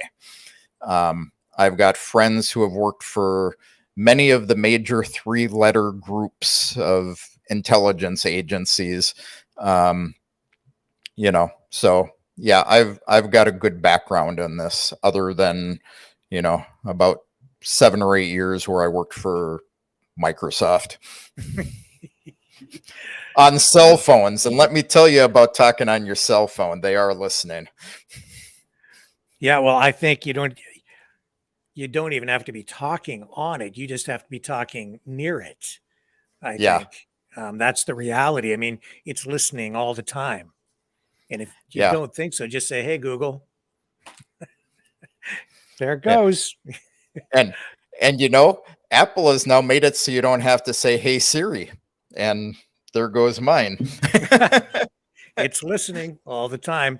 And I'm not paranoid. Please tell me I'm just not paranoid. You are not paranoid. No, it there it is. It is I'm not happening. paranoid. Oh my goodness. Well, Kevin, is there now look what we've done. Yeah. Now I've got alarms going. Yeah. Is there anything else you think we should focus on, or that we haven't that we need to that we've missed here tonight, or have we covered it? Really the biggest thing is pay attention to what you're listening to. Use reliable media sources. Maverick News, you aren't going to get bullshit here. Guys like, well, I don't know. There's a variety of them. If people want to know some of the reliable ones, they can go out to infowars.press down there at the bottom of the screen. Yep. And I talk about that quite a bit. Which and don't is listen not to all the the hype. Alex Jones InfoWars. This is your own InfoWars. This is my own InfoWars press. I just got lucky he didn't buy that one up, and Russia doesn't care if I infringe on his copyrights. So, pray for the little girl. She will be taken care of, but, don't listen to the BS about, now Russia's going to cause famine in Africa and Asia and the Middle East. This is the new talking point from the UN and the West. And, Mm-hmm. And I'm just looking for the name of that girl who was killed. 14-year-old Angelina. Angelina, yes. I'm not seeing a last name. And you will not. I've got it here somewhere, but they're not releasing it. Yeah, it's just everywhere I'm looking is just Angelina. Yeah, I know what it is. I've researched into who the family was, but let's let them have their privacy. Yeah. I just I certainly feel for her, for the family, and I think it's important to put a human face on this. It's not just a statistic, and for people to really understand the gravity of what we're talking about here. This is a tragedy. This is someone who is severely injured and lost her parents. Her life changed forever. This is This is terrible. And more importantly, this is one of many. And people in the West do not hear about all the children who have been killed in the Donbass area over the last, 9 years. But there are lots of them. Go look up the Alley of Angels in Donetsk, and it is a complete list of all the children who have been killed there. Have some been killed in Ukraine? Yes, that's also a tragic part of this war. Civilians do get hurt there as well, but not the number that you see in the Donbass area. This young girl. And do not listen to these idiots that you might see on Telegram that are talking about it is the parents' fault that they were killed and the girl was injured. Oh, you didn't hear that one? No. Yes. The Ukrainians are saying that it's the parents' fault that they were killed and that the girl was injured because what were they doing on a military bridge going to an occupied territory? So it's their fault. And that they were, what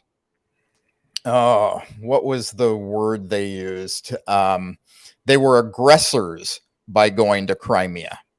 They were actually taking this little girl on vacation. Well, as I say, the propaganda gets wilder and more colorful by the day. Yep.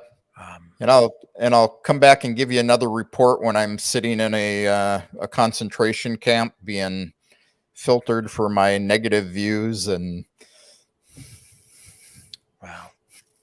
Well, listen, Kevin, I know that where you're at, it's probably, what time is it there? Probably about 2:45 a.m. or something like that. yep, it's 2:45. Oh my goodness. Well, listen, I appreciate you getting out of bed to give us this update. It's an absolute privilege to have you back on, and I'm so appreciative because without you there, we just wouldn't be able to get a full and proper perspective on this. Well, my pleasure. I'm always here if you want some input on, Crimea or any of the other regions that I am in quite often. So, yeah. Yeah, and once again, just tell people how they can find, your website, your channels, and check out your work beyond My what we're doing here. channels, my channels are actually all linked to in the infowars.press website, or you can go to American Crimea .site, and it will also take you to my channels. But all of my YouTube channels, Rumble channels, everything are linked through those sites. Okay, Kevin, thank you so much again, as always. Rick, thanks for having me. Superb work. Thank you, sir. Greatly appreciated. Have a good one. Okay. And there he is, Kevin Michelizzi, live direct from Crimea tonight, filling us in on the details, the facts related to that attack on the bridge in Crimea. Again, stay with me. I'll be right back after this. The New World Order. Government overreach. The Great Reset. Mainstream media lies. Now more than ever, independent voices are needed. Donate now at freedomreporters.com. That's freedomreporters.com. Maverick News. The antivirus program for your mind.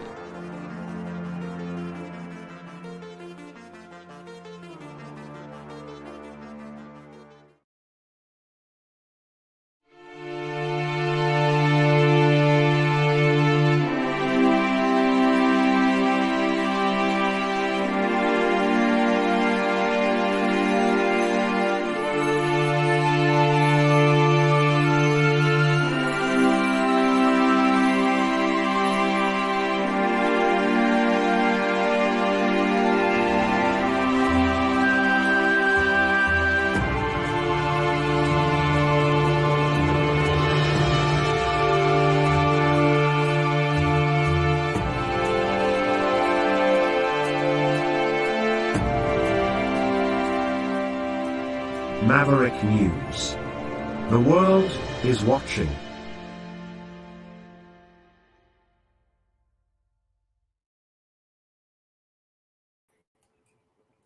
Okay, here we are. We're back. Again, thank you to Kevin for joining us on the program here tonight. He got up in the middle of the night where he's at, 2:45 a.m. over there right now. So I'm so grateful for him going above and beyond, and also to Andrew for joining us tonight as well. That was a great conversation, and those guys always have very positive things to talk about, and that's why I love the V4F organization. People are not that happy though with Justin Trudeau. I didn't really get a chance to touch on this because I was dealing with, these indirect censorship and hacking things, and that was the subject last night. But here's Trudeau at the opening of the Indigenous Games yesterday, and people, the Teflon is wearing off. Listen to the reaction from the crowd as he attends the opening ceremonies. Hello, my friends. We have been waiting for this moment not too We've been happy. waiting for this moment a long time after the 2020 edition of the North American Indigenous Games had to be postponed because of the pandemic. So he's going. I don't know. Next election, I think it's a different ball game. Things have changed. The public not embracing Trudeau the way they used to. Now the polls still show in Canada that it's a tight race between the Conservatives and the Justin Trudeau Liberals. When the Conservatives probably just a little bit ahead, but we'll be keeping an eye on that. And it isn't clear when we might be going to the polls, but we have to have an election here. I don't remember the exact date, but probably sometime within the next year or so. Constitutionally, it has to happen. So sometime between now and then, it's not like the U.S. system. He can call an election sort of strategically when he wants to call it, unless there are procedural things that force an election because of say a vote of non-confidence on an issue like say a budget or something like that. But anyway, the point is Trudeau, Mr. Fancy Socks, not playing well to the crowds right now, and certainly not with the First Nations peoples. Now, I have to acknowledge that at certain points during that speech, during the opening ceremonies, he did get people to clap, but to open up like that to a chorus of boos, and then I can tell you as well that when he finished, it happened again. So he was greeted by a chorus of boos, and he exited the stage to a chorus of boos. So he's got a lot of work to do to shore up his support with the public. Good luck with that. Also, just another mention of something that we didn't really have an opportunity to touch on yesterday, and that is that a second firefighter was killed fighting those wildfires here in Canada, and that's having still a negative impact on air quality in many areas, including many areas of the United States where these wildfires continue to make international headlines. They're unprecedented this year in terms of numbers and the amount of ground burned. In fact, here's you can see just from this ABC headline that it's still a subject of a story of extreme concern for a lot of people in various parts of the United States, especially in the Midwest. Here it is, headline says wildfire smoke map. These are the U.S. cities and states with air quality being affected by Canadian fires. And you can see on this map right here, all those pink areas they consider to be, high concentrations of unhealthy smoke, as they put it. Now, here's a smoke forecast. The purple areas are extreme. A lot of yellow areas where it says the smoke is heavy.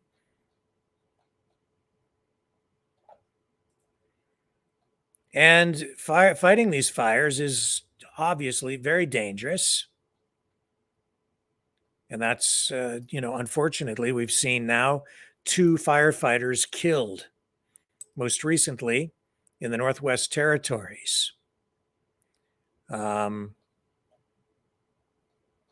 that is also why, if you think back to the early days of these wildfires this season, when I saw and heard people online encouraging folks to go around police lines, emergency lines, barricades to go in and fight fires on their own.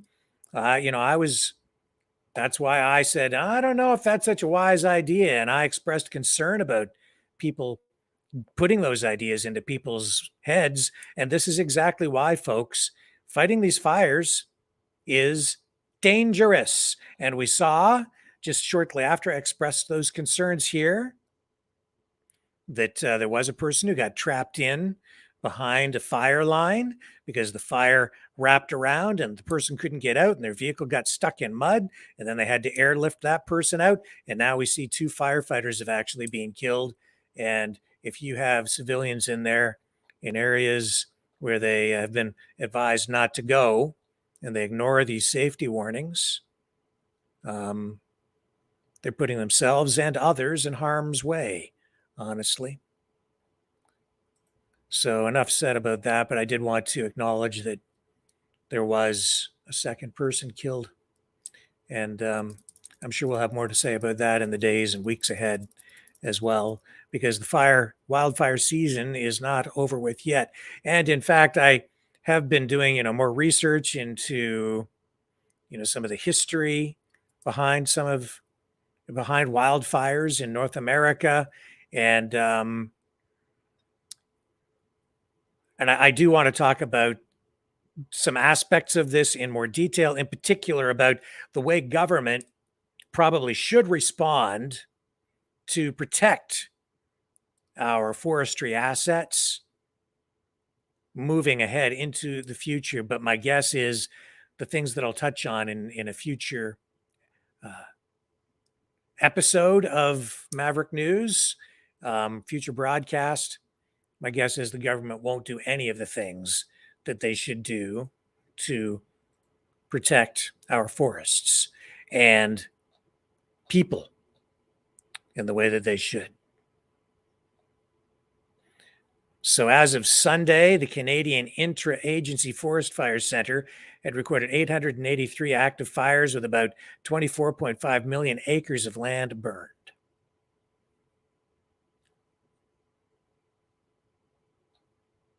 And air quality alerts remain in place for much of the Great Lakes, Midwest, and Northern High Plains. And that's in the U.S. So a Canadian story, but also a U.S. story, because these fires continue to affect people in the U.S., people in Canada as well, people on both sides of the border. Okay, that gets us to 7:54.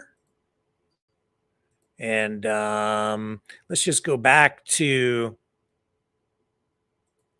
the bridge story in Crimea just briefly. I've got Vladimir Putin queued up here. We can hear in his own words what he had to say about the response that might be coming from Russia. Here's Vladimir Putin. Как известно, сегодня ночью на мосту был Says, as you know, another terrorist attack was carried out on the Kerch Bridge last night. Innocent people died. A child was injured and left orphaned. совершен очередной террористический акт. Погибли мирные граждане. Ранен и остался без родителей ребенок. Это преступление. This crime is totally pointless from a military perspective, since the Crimean Bridge hasn't been used for military transportation for a long time. Бессмысленное, с военной точки зрения, не имеющего никакого значения, поскольку Крымский мост уже давно не используется для военных перевозок. И жестоко. And it is cruel because innocent civilians were killed. Поскольку пострадали, погибли ни в чем не повинные гражданские лица. Ответ со стороны. Of course, Russia is going to respond. The Ministry of Defense is drawing up relevant proposals. России, конечно, будет. Министерство обороны готовит соответствующее предложение. Pretty straightforward, simple. Message is clear. Now what we do is sit back and wait and see what Putin does. Tone definitely changing. And here's Chrystia Freeland during her last appearance at the World Economic Forum regarding this subject matter. Bring it up for you here. Just to kind of give you a perspective on where our Deputy Prime Minister, Finance Minister in Canada stands on this. Justin Trudeau is the poster child for the globalists, I think, but she's She's in there too. They love her. I'm a finance minister. And if you were to say to me, what is the one thing that G7 finance ministers, G7 governments this year could do that's actually in our power, right? We don't control COVID. We don't control global supply chains. We don't control whether there will be immaculate disinflation or not. One thing where we have some real practical levers is we can help Ukraine win clearly, definitively. And if we do that, if that happens this year, you know it as well as I do, Fareed, that would be a huge boost to the global economy. So she's the finance minister, and she's saying she has no influence over the way the economy is directed, and that the way to stimulate the economy and bring prosperity is to win the war in Ukraine.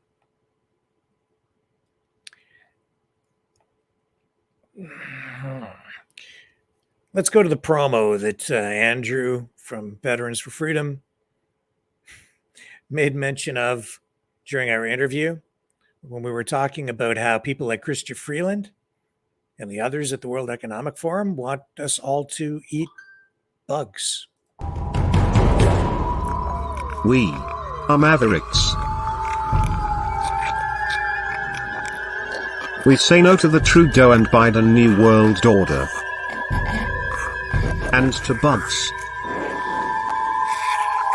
Because bugs are creepy and gross. And people should not eat bugs. Maverick News. The world is watching.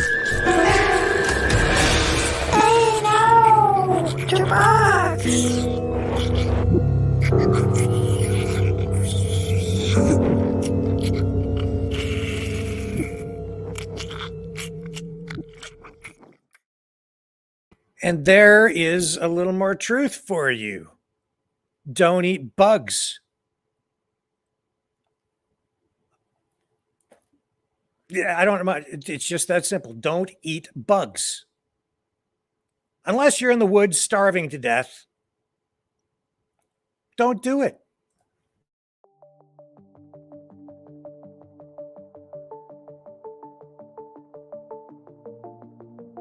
Greetings, brave Mavericks. Our quest for truth continues. We go beyond fake news. Together we expose propaganda. Together we pull others out of rabbit holes. We are maverick thinkers.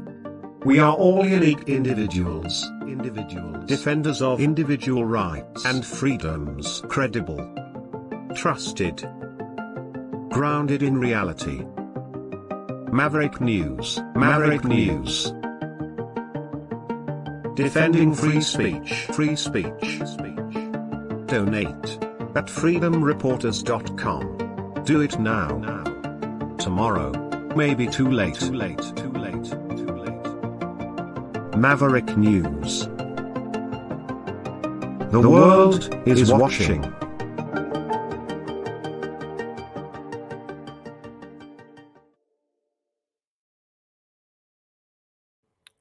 Okay, let's go to the phones. It's that time of night. I don't know what else to tell you, man. Just don't eat the bugs. You know why? I hate to be so blunt, but if you want to be honest about it, you don't eat bugs because bugs will eat you. Ultimately, that's where it goes. When we all croak and, we die, unless you're cremated, the bugs are going to eat you, along with the worms. Bugs will eat you. That's what bugs are for. The bugs get to eat us at the end of everything. I don't think we should be eating the bugs. That's my editorial opinion for the night, because eating bugs is not food security.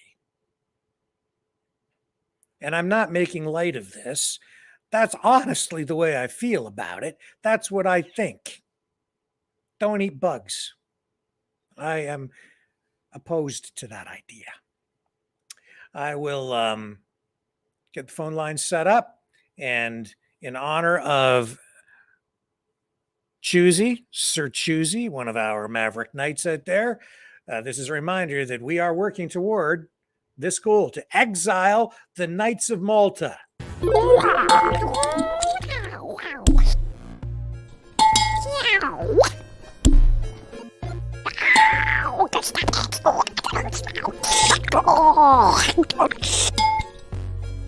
Exile. The Knights of Malta. Maverick News. Join us. The world is watching.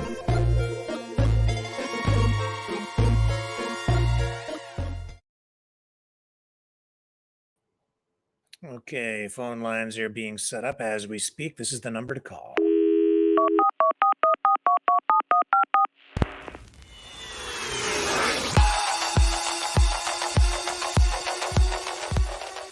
Join the conversation. Call 1-833-975-3733. That's 1-833-975. Free. Speak up. Speak out. Make your voice heard. Maverick News. Fighting for freedom by defending your right to free speech. Be a Maverick. Join us.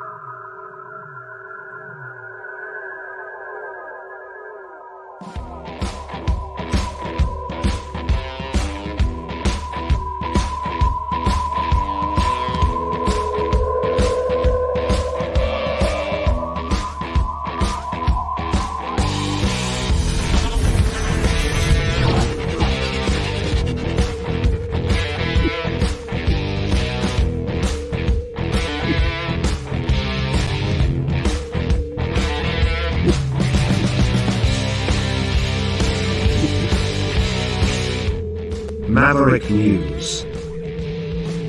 The world is watching.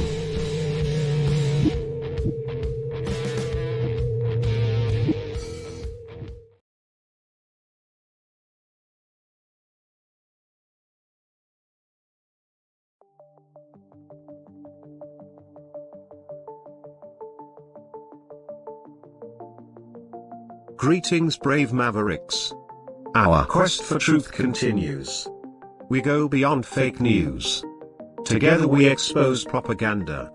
Together we pull others out of rabbit holes. We are maverick thinkers.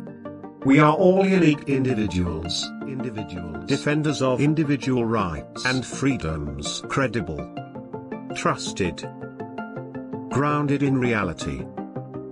Maverick News. Maverick News. Defending free speech. Free speech. Donate at freedomreporters.com. Do it now. Tomorrow may be too late. Maverick News. The world is watching.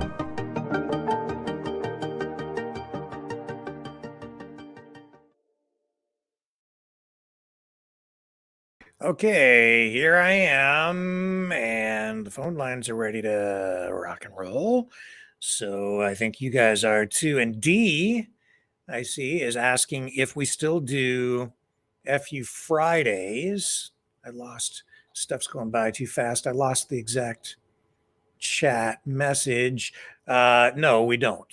I ended the FU Fridays because I just felt like it was putting us on an escalator to the bottom in terms of class. So we did it for a few weeks, a few Fridays. I think people kind of got it out of their system, but it didn't feel right to me. And it's not me. It's not what I'm about, honestly. So I just wanted to get back on the high road. I hope you understand. And I think it was the right decision ultimately. You didn't ask that?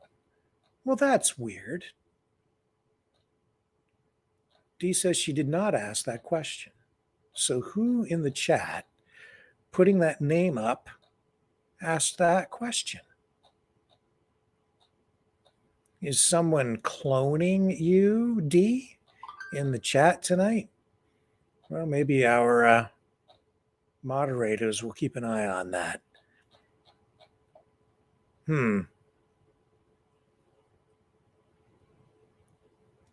Yeah. We have a problem, Houston, in the chat again. Moderators take note. Like kids. Like kids.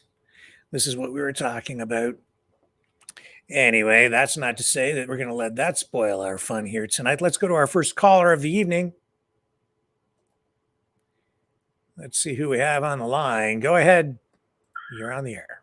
Rick, I just want you to know it was me. I'm the one who hacked Pornhub. I'm the one who hacked the Pony Express. I'm the one who hacked your sister's ass. I'm the one with no class, the one with no ass. It was me. You got the mouth of a South man without a plan to master all your disasters. All right. You sound like Aubrey Cottle's hacking twin. Hacking. Yeah, Aubrey Cottle, folks, is one of the most famous founders of the anonymous hacking group who claims to have hacked into the Give, Send, Go for the truckers during the Freedom Convoy. And Leo is coming forth with much of the same rhetoric tonight. You're scaring me, sir. Man, oh man, you're gonna have to leave the lights on tonight. What a show. What a show. What a show. I sent you a link. Speaking of bridges, the poor sap that fell off the Ambassador Bridge, a worker. Did you get that link? I was aware of that. And yes, we should definitely show people that footage. Now, did that person die? They were trying to save the person. No. Yeah. Amazing. No. His life was saved. Yeah. And not too many people get to say that. Let's show people the footage. This is amazing. And thank you for sending this over, Leo. As usual, you're right on the ball with this stuff. So this lady, I think her name is Terry George. She was from Detroit. Yeah. Amazing stuff. This is, oh, hang on a second here. Once again, when I try to do this, we're on the phone system. I have to do it a different way to show you footage. Okay, let's bring it up over here. So somebody fell. It looks like a worker, someone working on the Ambassador Bridge, probably a construction or maintenance worker, I guess, fell from the Ambassador Bridge connecting Windsor and Detroit into the Detroit River today. And normally something like that would kill someone because that's a really dramatic. I don't know how high the bridge is, but man, you're way up there. So here we go. Here's the footage.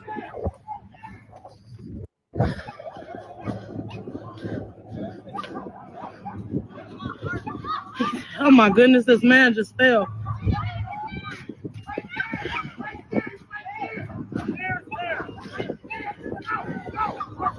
Oh my fucking goodness. We just watched this man fall. Oh, fucking God.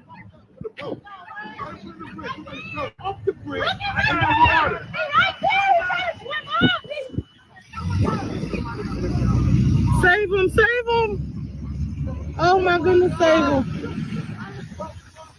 He's swimming. He's swimming. Oh my goodness, I'm so scared. Oh my goodness.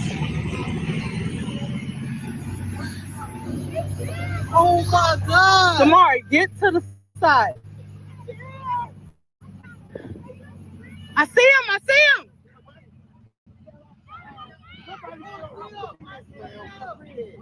Oh my fucking God. There he go, right there. I see him still. Right there.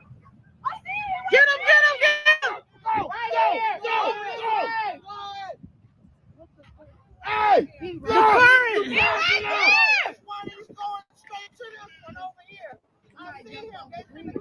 He fell. No, man, he fell. He was a worker. He's a worker. He fell off the bridge. They got him. They got him. They got one. There's one more in the water. How many in the water? It was just one. It was just one in the water. They got him. They got him, man. Oh, Lord. Oh, Lord. They got him. Oh, fucking God. Oh, my goodness. Oh, my heart is beating. We was just saying that. He fell while we were saying it. I'm like, oh, my goodness. Woo. Oh, my goodness. Are they where he's at? Oh, look, the helicopter. They got him. They got him. They got him. I hear the helicopter, too. They got him. The helicopter coming? Yeah. He was a worker. He was a worker. We was just saying that. We watched this man fall. It's something else that fell with him. Like, it was like a little rope. Oh, I would sue the mess out of them. Where's his partner? Oh, I would sue them. Oh, they came down. They came down. They grabbed him real quick. Oh, look how he had life jackets on. Yeah, they got on the boat. We was sitting out there cooking. And he got to work on the scaffold. And he fell off the scaffold. Well, we was just talking about it too. Look at it coming down. It's time to go home. Man, I do that. No, they put him on the boat now. If you want to hold on, come back to shore and put him on the boat. Why didn't you send him on the boat? But it's a pilot boat. Here, just bring it back up here. There we go. They give him CPR. Ma, I couldn't believe it. I couldn't believe it. Yes, I just would. If I was still. She almost got it on camera too. Oh, that would have been. I hope he okay. Like they resuscitate him. He probably just swallowed a lot of water. He floated up. He was so small. Look at his partner. He probably said it's time to go. So that was actually a few days ago. I think 3 days ago, July 12th. I think is the actual date. And I had the day off of work that day, and I was going to launch my jet ski. Welcome back again. Okay, around. Academy. Can you hear me, Rick? Yeah, I can hear you. Yep. Yeah, I was going to launch my jet ski that day at 3 o'clock in the afternoon, and I launched it right there where the bridge is, and I always play around that bridge, right? Yeah. I'm not even 500 feet, 300 feet from the bridge where I launch it at Chewett Beach, right? So it's free launching. So I go down there and I launch my jet ski, right? That woman's a hero. She saved that guy's life. And by the grace of God, that pilot boat was there. That pilot boat, what that does is tows in the ships, the freighters that come through. Yeah. Make sure they're online, right? And just by luck, that pilot was there, right? So she saved that guy's life. That's a great story. I'm glad he's all right. Yeah. Apparently, he's a 31-year-old male from Windsor with a 1-year-old child, and he's a construction worker. But it brings back memories, bad memories of the one that happened on that bridge, on the scaffolding. The scaffolding broke, and a friend of mine, Joe Mallon, was up on the bridge. He was tied off properly, but the other guy was tied off to the scaffolding, and it went down with 3 people. And one of them was tied off to the scaffolding, and he died. Oh, my. He couldn't get loose, right? So as a construction worker, you have to wear safety boots. That guy's really lucky because what's in your safety boots is steel. Yeah. Okay, and right there's one of the fiercest currents in that channel is right there. How the heck was he able to survive that? Jumping, how could he possibly survive that with those boots on? I mean, it pretty much guarantees you go straight to the bottom. He had a life jacket on. Oh my God! Thank goodness for that. You're working on that bridge. You're wearing a life jacket, especially where they were, right? And he wasn't painting; he was cabling, right? The last guys that went down, they were the bridge painters, right? And pretty sad, but good ending, anyways. He's alive, okay. And really good ending is that he was on the American side because, you know, they don't mess around over there. So he was taken to a U.S. hospital, probably Henry Ford Hospital, where he was properly taken care of. Because if this was Canada, on the Canadian side, he would have been in a waiting list. Probably. I hate to Critical laugh. or not. Yeah. Right? My. That's our healthcare for us. Yeah. 43 As for meters. Andrew, 43 meters. That's how far he fell. How many feet is that? I was out there yesterday. 43 meters, so three feet to a meter. That's 141 approximately. feet. 141 14 stories. feet. 14 stories. Oh my God. And I was out there yesterday on my jet ski, and I had an island all to myself, but the only way to get there was on my jet ski, and I had to battle 5-foot waves. So he's lucky that the waves were, and that's why I was going to go out that day. There was no waves. So he's lucky he didn't get crashed by 5-foot waves, 4-foot waves, right? Wow.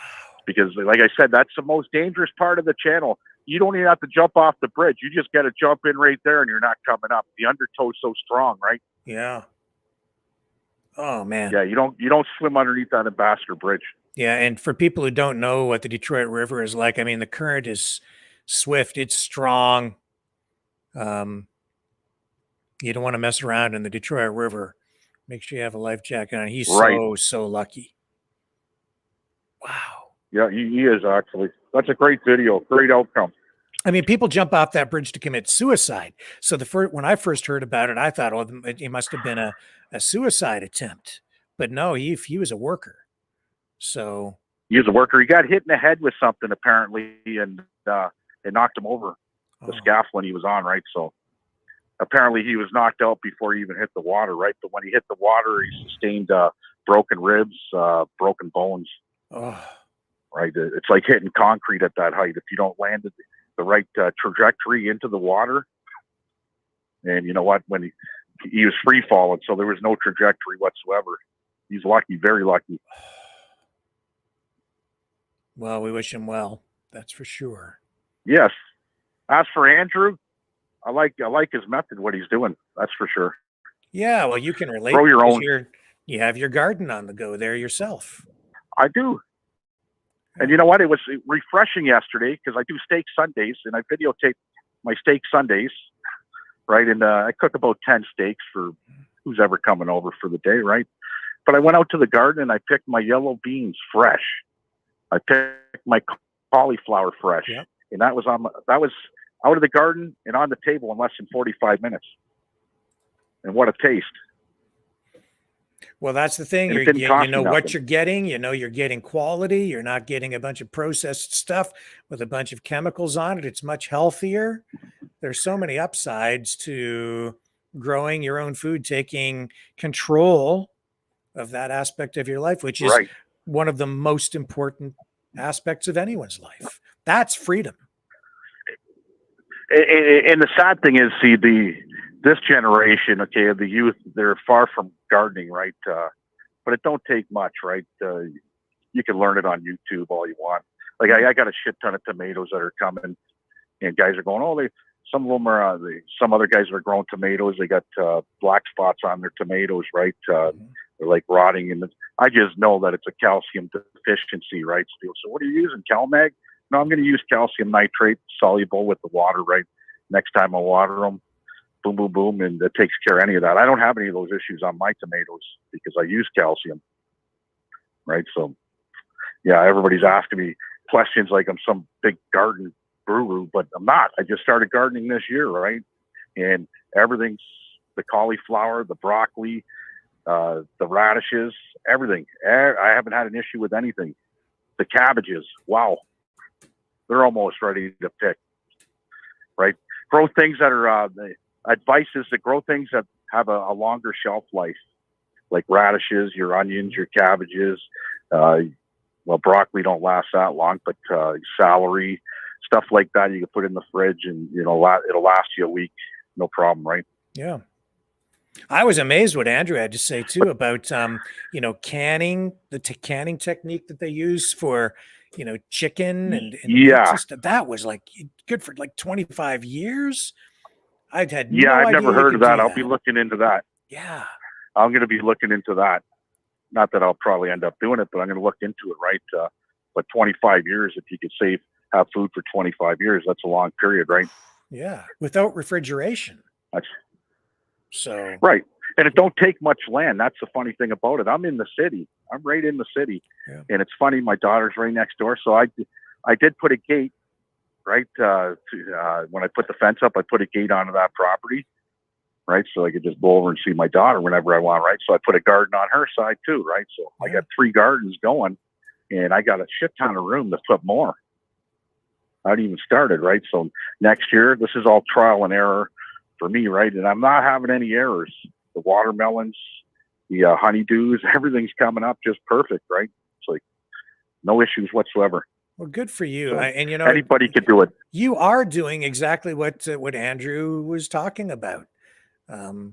So you've put the plan into action even before listening to his interview. I take my hat off to you. And you are the resident expert now, because not many people are. A lot of people, Andrew's right about this too. They kind of get into he talks about different circles that people get into, and they're in a circle of concern all the time, sitting around watching, social media videos that get everybody scared and upset, but you really don't have any control over a lot of that stuff. You need to get out of that circle and into a circle of action where you can make a difference and take control of your own destiny. That's right. Right. I didn't do it over the money issue and the cost of food. Yeah, I know the cost of food's going up, but initially the garden's going to cost me more than it would have for me to go to the supermarket to buy food this year, right? Mm-hmm. It's over the years. Next year, it's already paid for itself, right? And the year after, it's everything's free, right? So it's about the freshness and knowing what's on your food is a key thing for me. Yeah. It's fantastic. I think that's great, man. Yeah, it is. So with that being said, Rick, get to your next caller. I liked I don't like what happened to the Crimea bridge whatsoever, but the war is going to go on. Yeah, it doesn't matter what side we're talking about. It's just, I just don't like hearing about people being hurt, killed, orphaned. This is why the war has to stop. It's not helping people. Right. And when you got Joe Biden putting the reservists on mobility orders and everything else, right? Makes one think, right? Makes one think how far they're going to go. Yeah. Russia's not going to let America attack Russia. They're going to let NATO attack Russia. As soon as that happens, it's game on, right? Well, let's hope and pray that things don't get to that point. But right now, it's not looking good. It's looking worse by the day. Well, they're making it worse by the day, right? I don't hear one side talking about peace. Yeah. Yep. At all. Yeah. And that's a scary thing, right? Winter's coming, right? The grain, everything else, it's a mess. But in hindsight, that means the price of grain for our Canadian farmers is good. They're going to finally make some money, right? But we're controlled over here by grain prices. But we're going to pay for it with higher prices. I mean, that grain really wouldn't be coming here anyway, I don't think, because most of it goes to other countries, but it still goes into the global market because it's a commodity. You take that out of the market and prices for grain go up everywhere around the world. So we're going to end up paying for it too. That's the thing about this war. We're paying for it right here. We are paying for that war. We're financing it. Oh, 100%. Right. Any way you look at it, we're financing it. So, yeah, a lot of people here don't want it to happen. And as for Trudeau getting booed today, that's a great thing. Right. He's losing his support by far. The Muslims don't want him. Yeah. Okay. The natives don't want him. Mm-hmm. A lot of people don't want him. Right. So it's going to be pretty greasy to see how he gets back in this time around. Right. I don't know. They're going to try every which way. They're going to try every which way to keep them in, right? And the NDP's at fault for sitting back and watching it, right? They're letting it go on. So when it comes down to finger point, we know which finger to point. Let's take a look at the most recent poll. So the Conservatives right now are sitting at 35% support. Liberals, 31%, NDP, 19%, the Bloc Québécois at 7%, and the Green Party of Canada at 4%. PPC, are you there? No, they don't. They're not registering PPC in this poll.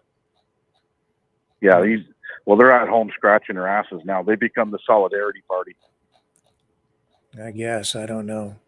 Anyway, not even shown on here this time around. But Conservatives out in front, but not by much. See, and this poll is plus or minus, 3 to 4%. So it's really a tie. It could go either way. Yeah, and that's what I find amazing. It's a tie, right? Mm-hmm. My ass, it's a tie. But they're gonna. What do we say? The poll smokers out there that run these polls, EPSU and everybody else, the CBC, they run these polls, right? And that's propaganda at its finest. Yeah, well, they try and tell you that's the way polls are used, is not so much to measure public opinion, but to mold it. It's the way that they phrase the questions and so on. So you can't put a lot of trust in polling these days. They're a political tool as much as anything else. And on the U.S. side, after what we saw with that forum for Republican presidential hopefuls, do you think anything has changed, or are we still looking at pretty much a three-way race between Trump, Biden, and RFK Jr.? Do you think DeSantis scored enough points to kind of get himself back in the race in a real way? I don't know. I think it's going to be Biden Fetterman. Biden Fetterman. Oh my God. Oh my God, Leo. For the win, for the big win, Biden Fetterman. Oh my God. Okay. Right. Yeah, that's the ticket right there.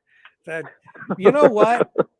You're probably the sad thing is you're probably right. It's probably actually going to happen because it's so absurd that can be the only logical outcome from this entire presidential race. Or Biden Mulvaney. I could see a good run there. Yeah, right. That could work too. Yeah. It would probably help his brand. Look what it did for Bud Light. Yeah. Yeah. Well, they want someone, whoever is actually, working as the puppet master, they have to have somebody they can control. So they have to stick with Biden, and they need somebody else in there that they can control too. And people are tired of Kamala, however you want to pronounce her name. I don't know. I think she'll be back. And I don't know if Biden's going to make it. I don't know if he's going to last that long. Me too. I think, unfortunately, death is there for everybody, and it's always knocking on their door, right? And at his age, I don't think he has much longer. He's not healthy at all. No, he's not. Dementia is either going to get him, dementia or Alzheimer's or whatever, right? Or death. Yeah. I don't see him making it. And I'll tell you this: if he does keep the nomination, and if he does get reelected, and he's still the president in the next term, you'll hardly ever see him. He will rarely make appearances because he's on his second and last term, and they won't want the embarrassment because he will deteriorate further over the subsequent 4 years. So they'll just hide him away. I think you might be wrong. I think you might see more of him. Why? It'll be the AI version of him. Oh. The AI version of Joe, and he'll be super smart. Okay. I'm getting these things on Facebook every second.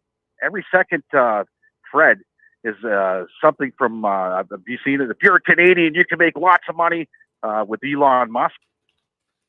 It's a scam, yeah, I see right? that stuff. Yeah. Yeah, these fake commercials. Okay, so every second or third, right, these fake commercials, it's all AI.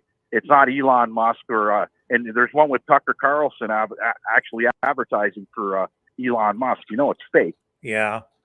Okay, it's fake. And it's like only Canadians can apply and this and that. It's like, give me a break. Have you seen this artificial intelligence well, this AI generated a picture of Trump kissing Hillary. Have you seen that? You know what? I haven't seen it, but you know what? Everything's getting out of hand, Rick, with this AI shit. I don't know what to believe, what's true or not now. Okay, you're seeing these videos, and I think it's the left. It's working for the left. Look at that. I don't know if you can see it or not, but this was generated by, artificial intelligence, because Trump in his Oh, no. in his last speech came out and he says he's not going to call Hillary crooked anymore because he's giving that to somebody else. So now it's beautiful Hillary. I don't know. That was weird. Beautiful. Beautiful. Is it real or not? No, it's not that's real. what I mean. This is people are going to be. This is computer But people are going to be fooled. They're going to fool people, okay, with this AI intelligence. Like I said, the Tucker Carlson one was the best, right? I just, I shake my head going, how many people are going to believe this shit, right? Well, that's why I said last night. That's why I said last night, the people, everybody's focused on Sound of Freedom, fair enough.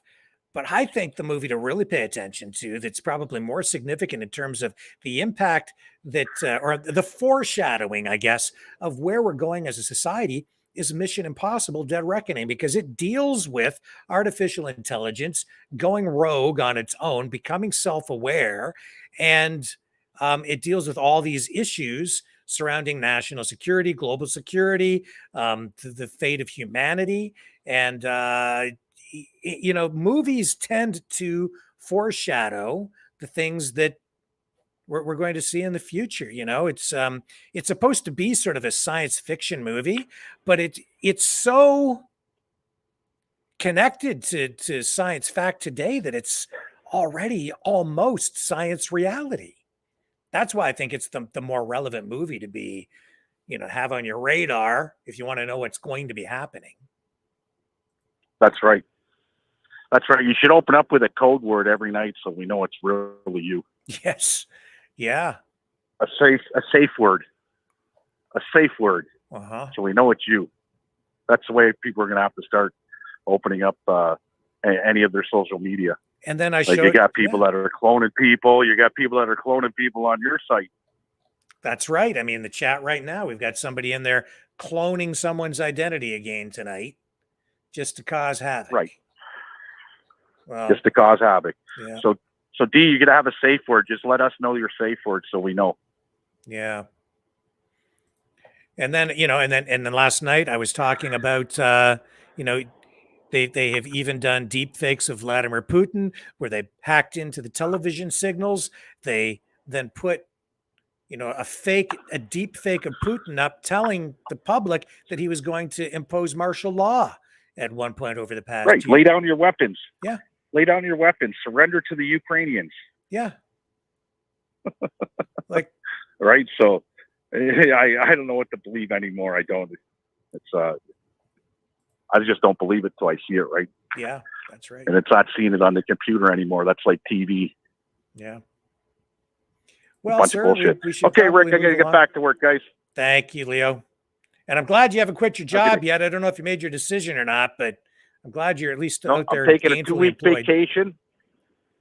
Taking a 2-week vacation starting next Monday till the 8th of August. And then I'm going to take another 2 weeks. I just don't know when, but I'm going to take those 2 weeks. I'm going to go reflect somewhere up north in the bush. Okay. With a fishing rod in my jet ski. Have a good day, guys. Good man. Okay, see ya. All right, let's move on to the next caller who wants to talk about the Knights of Malta. Hello. Hello. How are Hello. you? Hello. Dom Palm. Hello to it's Dom Palm, and hello to all Maverick Knights, and particularly Lord Leo. I just love hearing what he has to say. Yes. Yeah, it was a good conversation. I really, really enjoyed your show tonight because it was constructive, and it was also very newsworthy about that poor Angela, who I'd like to adopt her. I mean, I would. I don't have to have a pod baby. I could adopt her. Well, there you go.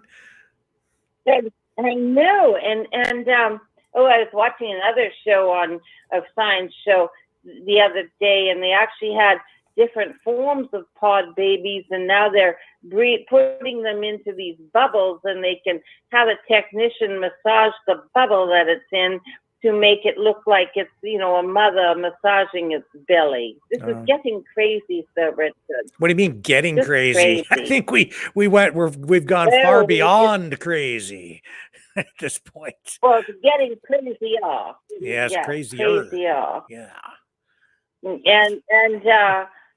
But anyways, I wanted to speak about the Knights of Malta because I've once met a fellow, and I was doing some veteran articles for a newspaper, and I was interviewing 11 different veterans, and they all had terrible stories. Some of them had been in salt mines and in prison during the Second World War, but there was one in particular, and he wrote a book about his recent experience. And his daughter had married someone over in the Middle East, and they broke up, and she tried to escape with the children because he wasn't being very good to her. And so he got her out, and the Hapa government helped him get them out. And they got them over, they had to walk on foot through the mountains and get them through. But anyways, this fellow, his veteran story was this. When we're in Germany and posted in Europe, we have firing ranges. I know because I've been posted there. And when you finish firing, you're supposed to pick up collect the empty casings, the empty shells. They're brass shells. And so you always have a deploy a detail to do that. So over the years, we store them, and then you fly them back to Canada. Well, anyways, this fellow, he was a co-pilot, and he was trying to fly back to Canada, and this is in the 70s, and they wouldn't let him land. His plane needed refueling, and they wouldn't let him land in Britain because he was carrying empty casings. And then they wouldn't let him land in Scotland. So they radioed to Ireland, and they weren't going to let him land. But finally, he said, well, we're carrying a case of rum on board. And so Ireland let him land, and they get to refuel the plane. And he was absolutely hilarious. But they do have connections because obviously this fellow did get the government to go in and help rescue his daughter. She had to go over the mountains in I think it was Afghanistan or Turkey, and but he was rescued, and he's got a book, and I can call you back with the name of it because I don't have it now, but I'll have to go back on my old articles that I wrote. But I mean, so they obviously do have a lot of clout. Well, thank you for sharing the story. Yeah, and I'd like to see more gardening shows. I mean, that For Veterans guy, well, both of you guys that you had on tonight, they're so brave. Mm-hmm. But I'd like to hear more. I've been gardening all day, planting herbs. I think herbs are incredibly, they keep you healthy, and we should use them in every dish that we cook. Yeah, yeah. Well, you know, I'm certain we will be talking about food security more in the weeks and months ahead, of course, because it's important. And we'll get Andrew back on here to talk more about it because, you know, what he's doing is new. Leo will be talking about it. It's a positive, constructive thing people can do on their own to take control of their destiny. You know, so many people, they don't know what to do. It really is just that simple. And I've said that, you know, I don't really get into gardening, but I try to be as self-sufficient as I can be as well. I fix things around here as much as I can without calling in professionals. I work on my own car. I fix my own stuff. I try not to go any deeper into debt than I already am. And that's how you kind of stay out of the clutches of the government and the debt monster, you know? I know. And I heard herbs are the remedies that you can do, the skin ailments that you can help to heal. I had lip cancer, and they took a biopsy, and I had this big lump on my lip. And then somebody gave me a hemp cream to put on my lips, and it took it away. Really? Yes. And so what was it that was on your lip? It was lip cancer, because when I was a reporter, I used to be sort of a shipping news type of reporter, and I was always out on boats in the ocean, and the sun was extra harsh out there, and I would come back with all these lip burns, and even though I had chapstick and lipstick on, it didn't it didn't protect enough, and they didn't exactly have lipstick with sunscreen in it back then. And so I had this big lesion on my lips, and they did a biopsy on it. I've got photographs of it, and it was about half an inch long and about a quarter of an inch high. And it was, first of all, it was red, and then it went black. And so I went in for the biopsy, and it was horrible. And then someone gave me a hemp cream, and it had lemongrass in it as well, and beeswax, and it was something I put on my lips, and I used to get cold sores too, not only on one side but on both sides, and I've never had a cold sore since. So there are things that even, I think even in the I bought this one of these little Dell books that you used to be able to buy at gas stations and drugstores, and it says biblical foods, and they go through the herbs, and they go through the olives and all the benefits of biblical foods. And so I actually looked it up. I bought a Bible to cross-reference it, and I said, by golly, this is a lot of truth in that. And it says, then I found this verse that said, there's a cure for everything in the form of a plant or a herb. Well, there's so much truth in that, and that's us kind of getting back to basics, isn't it? With herbs and natural medicines. And it's so concerning to see what the government is doing in Canada with these new rules that will make it difficult, if not impossible, to get our hands on natural remedies unless they're very expensive, kind of putting all the power and the profits into the hands and pockets of the big pharmaceutical companies again. Any thoughts on that? Oh, yes. I think everybody should start growing things. And I think that I would like to see you do a show with that fellow you had, the Veterans 4 on there. He mentioned a fellow, I think his last name was Cross, who did urban gardening. And so many of us are living in cities, in condominiums or apartments. And I'd like to see more about how we can be more resourceful and by growing things on our deck. And so I'm just going to watch tonight how to plant potatoes, because I had some that sprouted and I know nothing about that. But I'm just getting prepared, because I think we are going to go through a period that is going to be very challenging. No doubt about that. So tomorrow night, we're going to have a healthcare special on. So we've got a big show for you tomorrow night. I'm trying to remember the name of the guest again. I'm sorry. He was the gentleman who was on the phone with us the other night, who is a healthcare advocate, especially for the elderly. Do you remember his name? I've got it all set up. I have to find his information again. A healthcare advocate? No, I don't offhand. I watch every show, but He's from Phoenix, Arizona, and he's I believe a pastor. Yeah. I remember that show. Yes, I'm sorry. His name just slips my mind because I've got so much going on here. I spoke to him on the phone. He's going to be here. I know people were excited by what he had to say, and when he phoned into the show, And so I said, well, we have to get you on as a special guest. So tomorrow night we're going to do that. And oh my goodness, I cannot remember the gentleman's name. Well, I do know a lot about Chaplain. I do Chaplain know. Paul, was it?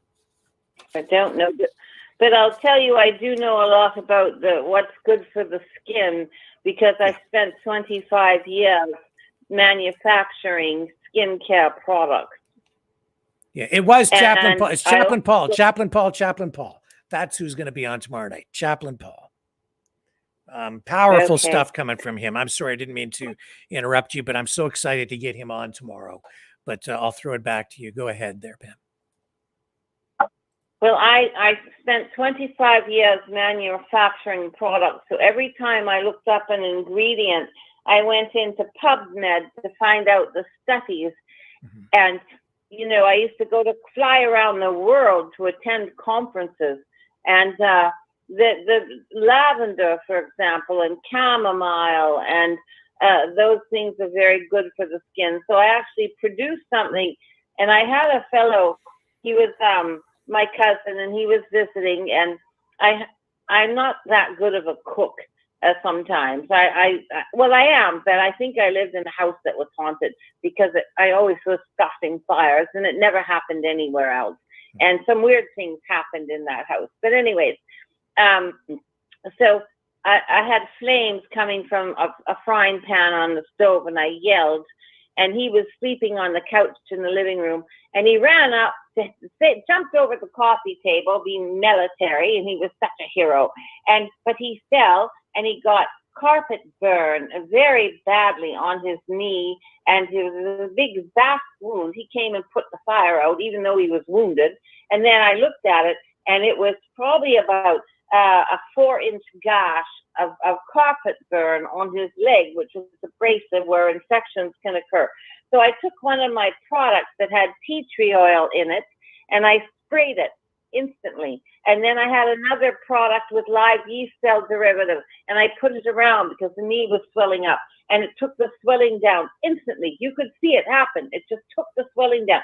So then I went to my officer's nest for lunch, and I showed my doctor, because I used to be a medic, and I showed him the pictures, and he said, you should become a Dr. Palm. And but they make it so hard to become a doctor in Canada because you have to have a lot of math. And I asked my own doctor if she ever uses math, and she said no. So it's the whole system that we're living in. It's ridiculous. I hear you. Listen, Pam, we got to move on because the clock is ticking, and I've got another call in the queue. So I appreciate you phoning in tonight as always, and look forward to the next one.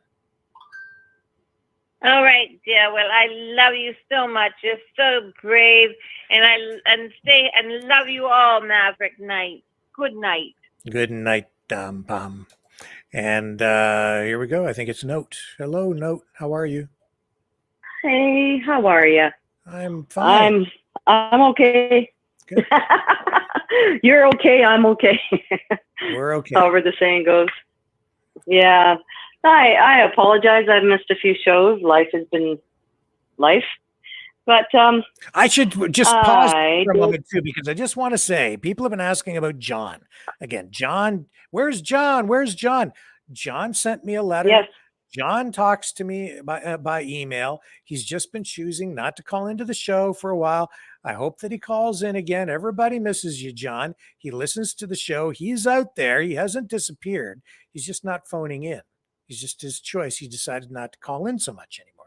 So that's all cool, but he's alive and kicking and still listening. He's still part of the Maverick family. He's out there. He's just kind of, out there in the ether, but he's alive.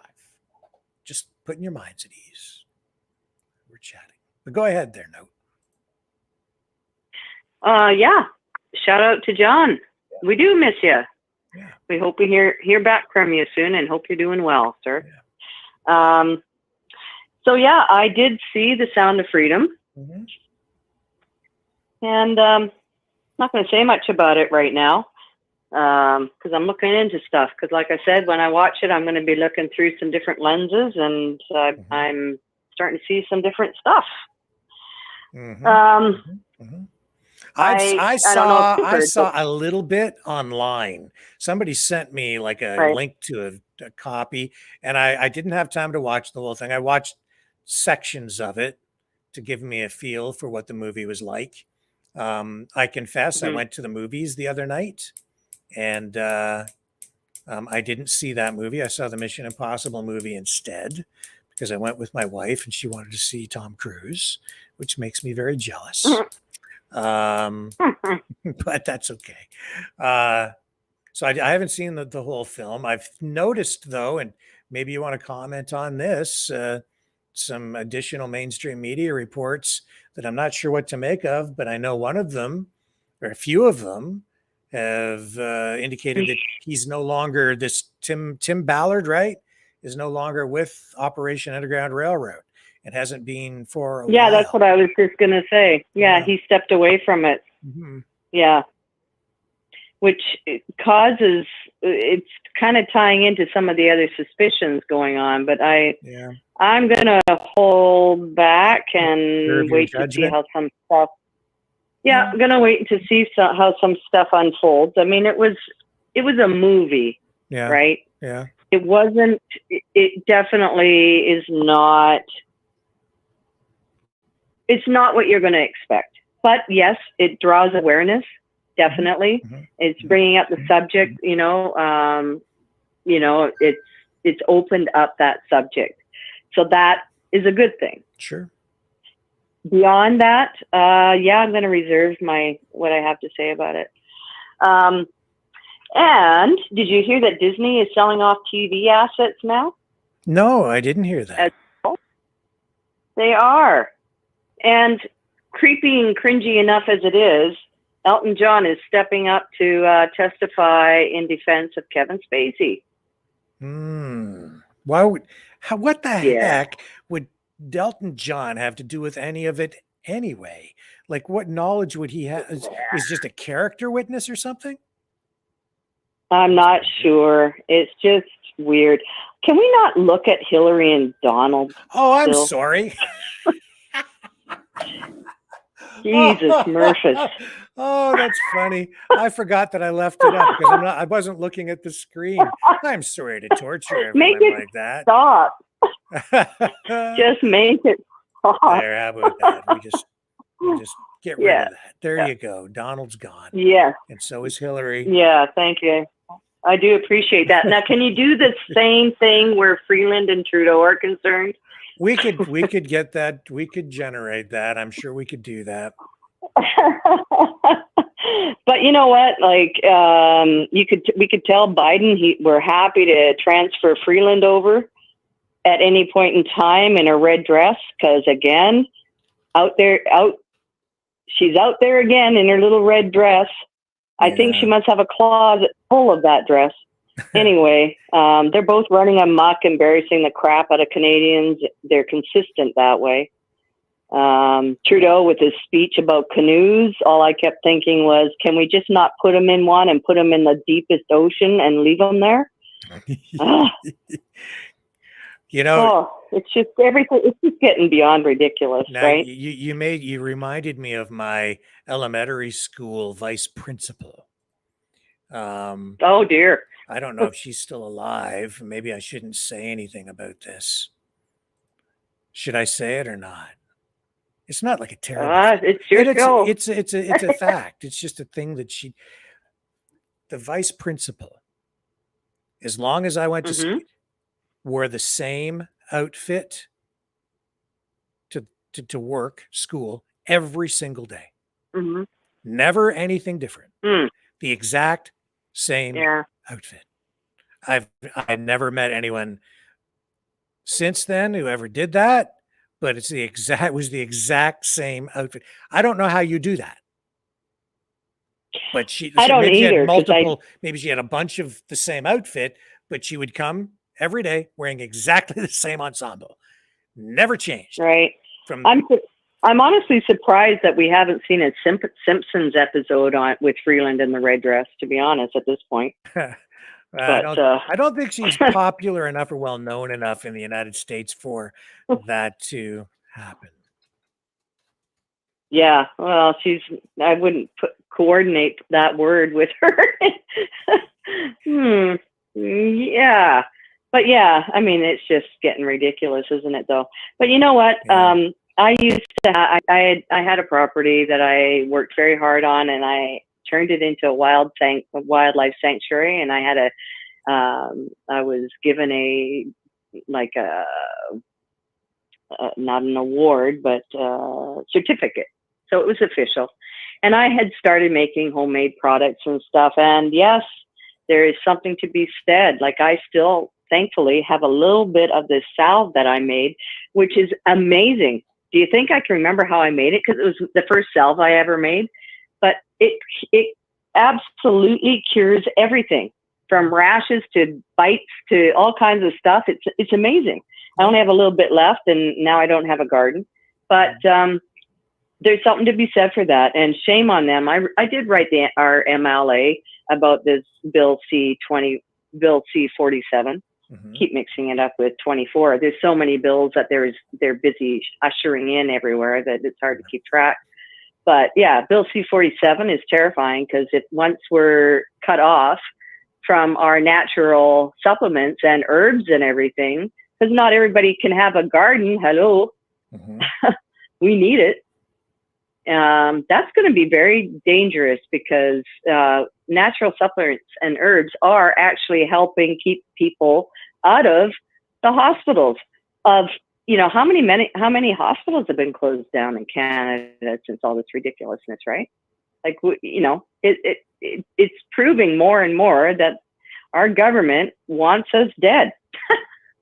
I mean, that's a pretty clear message lately, right? There's just, like, between all the bills that are going against citizens, there's nothing helping us, really. I'm not aware of anything positive in any of their bills at this point. Just makes my eyes cross. Well, we're certainly, anyway.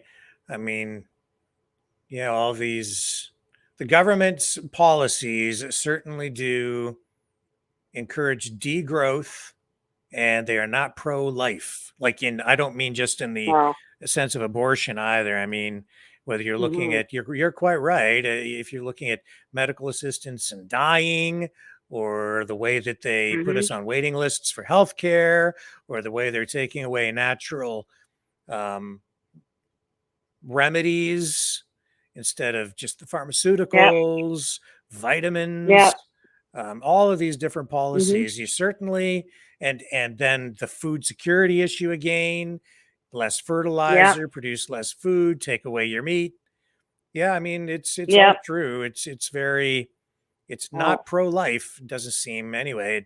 It definitely anti-carbon. Isn't. And this whole CO2 bullshit, pardon me, but come on now, we need that to grow our stuff. Yeah. I mean, it's just beyond ridiculous. It's just like, and let's get rid of the farting cows, heaven forbid. How about we get rid of the farting politicians? How about that? Right? Yeah. All they do I think that sounds a whole lot. Spew hot air. That's all. Hot air. Exactly. Right. There you go. So I don't know. It's just getting frustrating beyond words. But there I am talking to a teledoctor, because I'm on a 10-year wait list for a real doctor. Yep. And even the teledoctor, when I told him about digestive issues and blah blah blah blah blah, you know what he had to say? Yeah. Well, I don't really know about that stuff very much. You might want to see a naturopath. I kid you not. That's what he said. Now, with, what does that tell you, right? Like, they are just pharmaceutical pushers. Yeah, it's true. They're not. And then Trudeau is getting rid of our access to naturopathy and vitamins and all that good stuff. Yep. So it's everything's so counterproductive. It's insane, right? Listen, note, I'm going to wrap it up with you, because we have a special guest on the line. ready to make. I don't feel very special now. Ready to make a return appearance, and you were just talking about him a moment ago, and I know everybody's. Hey, John, welcome back. There you are. Okay, so I got to jump off so I can go talk to John. Thank you, Note, for calling in again tonight. It's been a pleasure as always. You're welcome. Okay. And hi, John. Good to hear you. Have a good night, everyone. Okay, see you, Note. And there he is. He's the man. He's back. The one and the only John. Hello, sir. Someone reads me. I'm playing the ponies, man. You know, I play the ponies every night except Wednesdays and Sundays. Everybody's missed you so much. Me too. I listen to every show, Rick, while in the background, and a lot of good people on this show. Mm-hmm. And I like listening to the talking callers, and I like listening to you. And very informative, and I'm not much. I'm a shy guy. I don't like to be. You always see me at the back of the room. I don't know. You were a regular caller for for so long, and you were becoming a big part of the show, actually. And got nothing against you, Rick. No, I know, but you're funny, and I love it when you call in. It's this AI shit, everybody's tracking everybody. It's not safe anymore. Even my ponies. I see. You just don't want to be associated I used with to the dial in my like ponies, I used to dial in all my ponies. Yeah. I used to dial in. Now they cut that out. They say you have to use internet. And I know why, because they log. When I get 5-6 races in a row, they keep sending me emails saying, hey, we got a tournament going on. Why don't you join? Yeah, right. These guys, they see everything. This internet is... I don't go on Twitter. I don't go on Facebook. I don't go on nothing. But I am thinking about going on that other one that you have there, the... what do you call it? Truth Social? Rumble. Yep. I don't know. Maybe that might be good. It's like I got a VPN on my all my computers have VPN, phones, everything. Yeah. You know what that is, Rick, right? Yep. Virtual private network. And my server is based in the islands because they wipe their servers every week. It's all wiped off. I see. These other ones, they keep everything you do forever, and I got nothing to hide. I'm not, but I like my privacy. Mm-hmm. And when you call in, everybody's listening. Not these people. I don't mind you people on your show. They can. It's all these other people. You talked about it last night. Yes. Scary shit. This world is scary shit that we live in now. You know what? I mean, those people listening, if the CIA and CSIS and the RCMP if they want to listen to the show, have at it, because we're not saying anything here that we shouldn't be saying. Like, I'm not anyway. I can't control. I got nothing to hide. I can't control what people say when they call in on the phone-in portion of the show, because we don't even have a delay, right? So there's a limited amount that I can do in that regard. But for the most part, we're pretty well. I work. Bunch I pay my taxes. So, yeah. I'm not a criminal, but I deal strictly cash. The other night, I went to see a show down at Ontario Place at the RBC. It's right next to the Budweiser stage. It's another concert venue outside, and I went to see. They're on the radio all the time. They're from Denmark. Anyhow, the guy said I was up front, because those weaseled my way there. But the guy said, this song's about the devil. and he lives in Russia. I know he was talking about Putin. I says, you're an idiot. World Economic Forum is the devil. New World Order is the devil.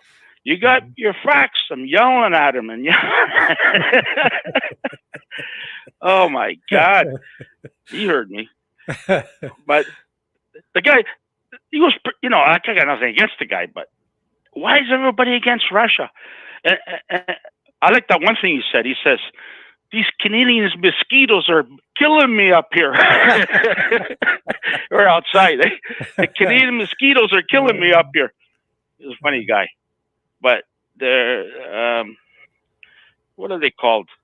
You guys probably know them out there. They're pretty heavy, some of their music. Is it like heavy metal band or what? Anyhow. What kind of music do they play? They're heavy rock, heavy, yeah. I won the tickets, so like I didn't,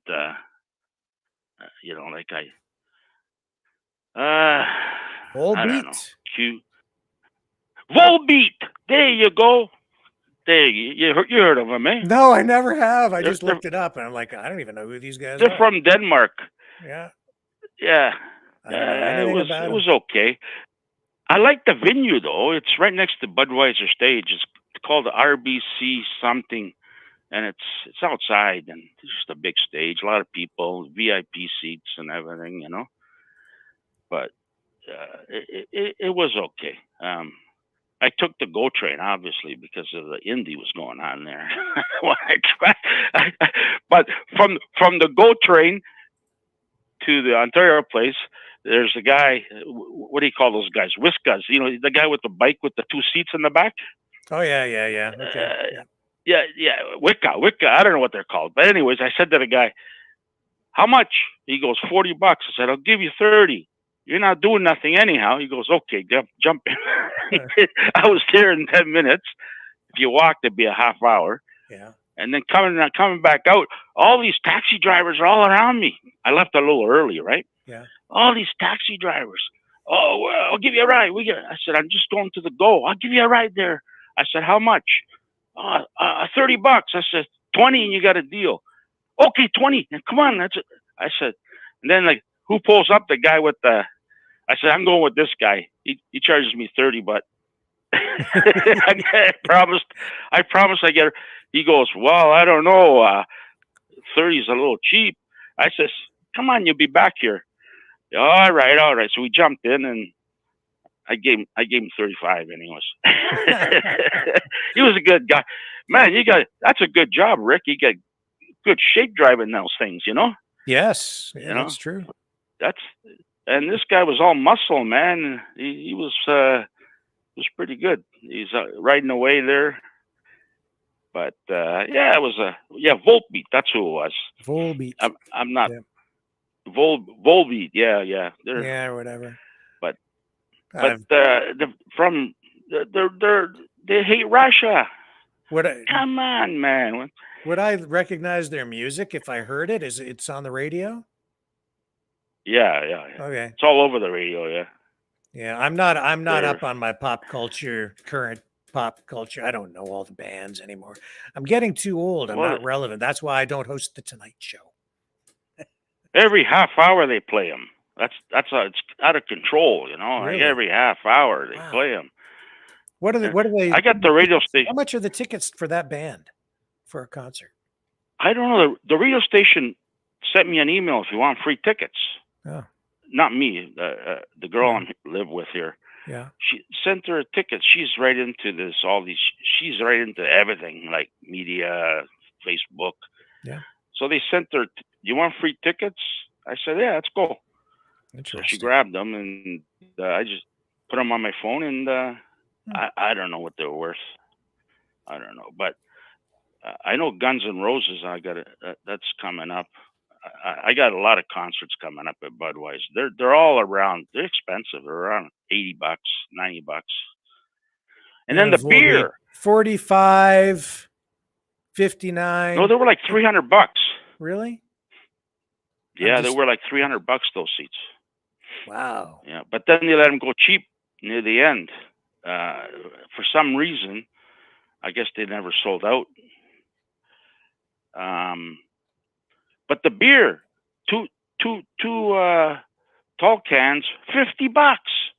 Robbery. $50, 2 tall cans. Yeah, I'm just looking at the ticket That's prices how they for one of their concerts in Saskatchewan, and it's anywhere from $65 to 118, 300 and something. That must be like some special Yeah. area. 157, Yeah. 180, 200. Yeah. Wow, see, I'm in the wrong. I should 636, 760, 840, 970. Who the heck pays that kind of money to see a concert? I ran into this girl there. She was on the other side of the fence. I was in the fence towards the stage. She was behind, and there was a big roof where she was. She had a tag. She paid $900 to sit. I go, I'm going up to the front. Watch me. But she got to meet him. She got to meet the band. Well, for that money, they better do more than just meet her. They better, like, I don't know, sign her body She came out for 5 minutes. Give her a T-shirt or something. I don't know. No, nothing. Oh, they gave her a Voltbeat water bottle. Oh, well, that makes it all worthwhile then. But she says they came out for 5 minutes in the back room there, wherever they met him. I go, did you enjoy it? Did you get? Oh, we got our picture taken with them. Okay. I said, well, did you put your arm around him? No, you didn't put your arm around the guy. And she goes, you're not much of a fan then, eh? Anyways, she was young. Not that, I don't think she was that young, but it was.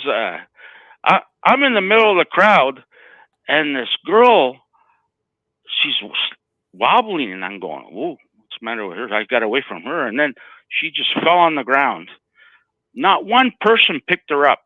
I went up and I grabbed her, man, and I lifted her right up. And nobody helped me. And I said, give me a hand, someone. Give me a hand. And her boyfriend's standing right there.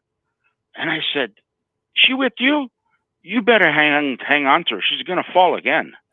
And I got out of there, and I went back to the fence, and the paramedics came in. They kicked her out, or they dragged her out of there. Her, and she was loaded or high or something. Yeah. A lot of people are high or loaded. And I had one beer. I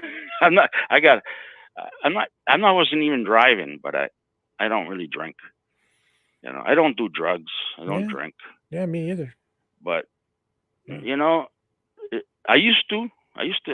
done every kind of drug except needles. never. I was pinned down one day. I was hanging around with these heroin addicts, and I was pinned down, and they were going to inject it in me, and I fucking was crying, and they let me go. But I wouldn't know who. But I tell you, I never wanted to see that shit in my veins. I don't like needles. Hey, I was going to ask you something. You're a smart guy, Rick. Ozempic. You ever heard of Ozempic? I don't think so. Ozempic.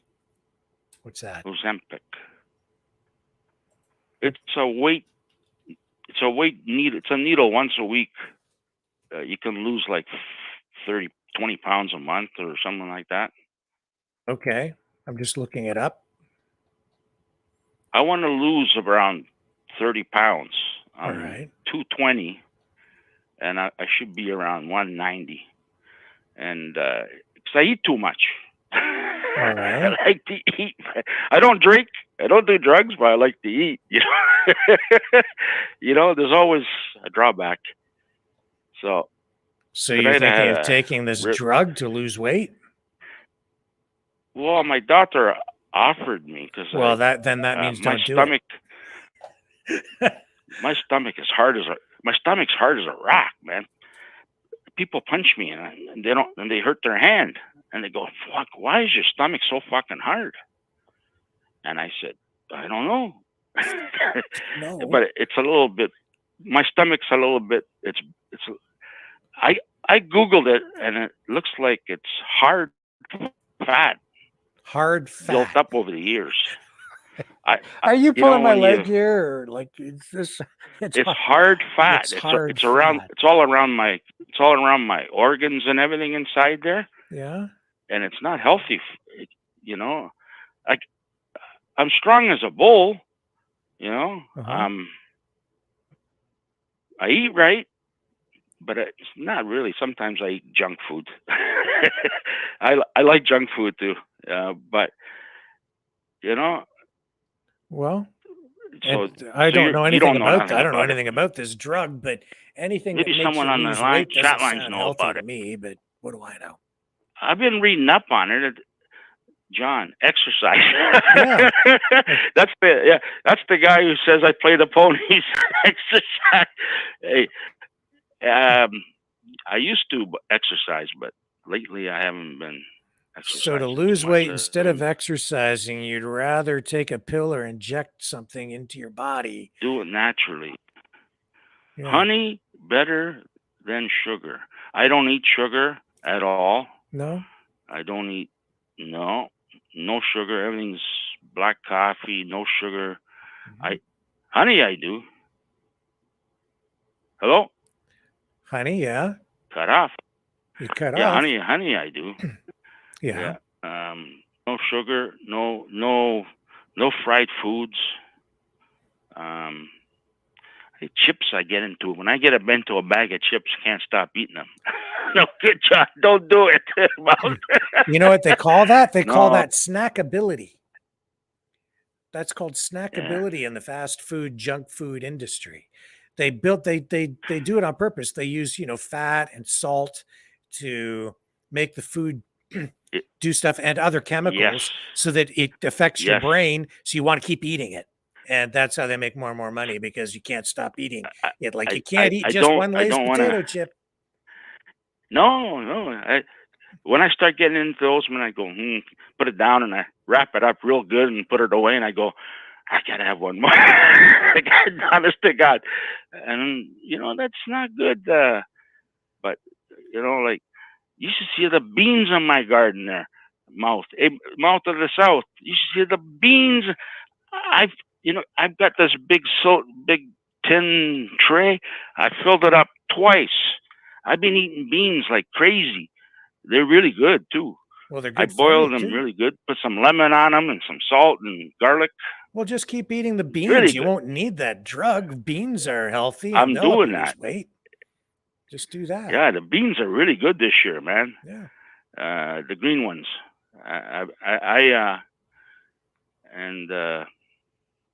That's about it. Tomatoes are coming up, but I don't grow a lot of stuff, but I should. But too much work, man. You know how much weeds I got in the garden right now? I need a Chinese gardener to pick all those weeds out of the gardener. I saw my neighbor. We don't really have dandelions in the neighborhood right now because it's sort of almost past the season. But just a couple of weeks ago, I saw a couple of my neighbors actually. They get out there and they actually dig each dandelion out of the lawn, and like I'm like, wow, like what a waste of time. I'm like, I can't do that, man. Like I'll go out and I'll cut them with my lawnmower so that you don't see them. But I'm not going to go out and take all my time to dig every dandelion out of my lawn. I just don't have the time. I don't get it. But so many people. I don't like gardening. Yeah. But I grow. The most important thing is I water them every night, and sometimes when it's hot, twice a day. I water them. Yeah, I'm a terrible neighbor. But it's not like you see, like I don't have dandelions on mine because I just cut the tops off with my lawnmower, and when they come back, I cut them off again. But I'm not into it like so many people around here. Yeah. Sorry, neighbors. Apologize. Yeah. But those beans, man, I tell you, they're amazing in that garden there. And the tomatoes, when they're almost ready, they don't, the store-bought tomatoes don't taste nothing like the ones in my garden here. My garden, I've got I buy good soil. I throw it in there, and I don't know what this guy here, Mouth, is doing with all this chemical crap in there, but I don't use chemical on my vegetables there. I'm sorry. I seen him on here. He's putting chemicals and powder and all kinds of this stuff there, It's a magic potion of some kind. I don't know what he's doing. I don't know. Don't ask me. If you have me touch your garden, man, I will kill it. I pretty much guarantee that it's going to go brown instantly and shrivel up and turn. Then it'll turn black, decompose, and go poof into dust. That's what'll happen if I garden. Next year, I'm going to buy 2 big bags of wood chip, and I'm going to throw the wood chip down there so the weeds don't grow. Mouth says it's all organic, everything he's doing. It's all organic? Yeah, that's what he says. Oh, okay. Well, to me, it looked like chemicals. He said he says he's growing weed, man. Hydroponic. Yeah, right. Hydroponic is not organic. Can't you have organic hydroponics? Just not use chemicals? Just do it all with like natural stuff? I don't know.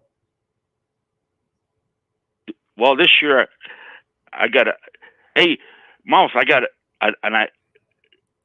this vegetable garden up north when I was up there a couple of weeks ago. They have the best idea. They built a planter like you did with the wood. They filled it up with good dirt, and they put chicken wire around the side and on the top. And then they have lids on it to keep all the... Up north, you got a lot of wildlife. They eat your garden. So this way they get to eat it. My cucumbers this year, I think last year I never got no cucumbers. There's some rabbits in my yard that are eating all the cucumbers. I'm telling you.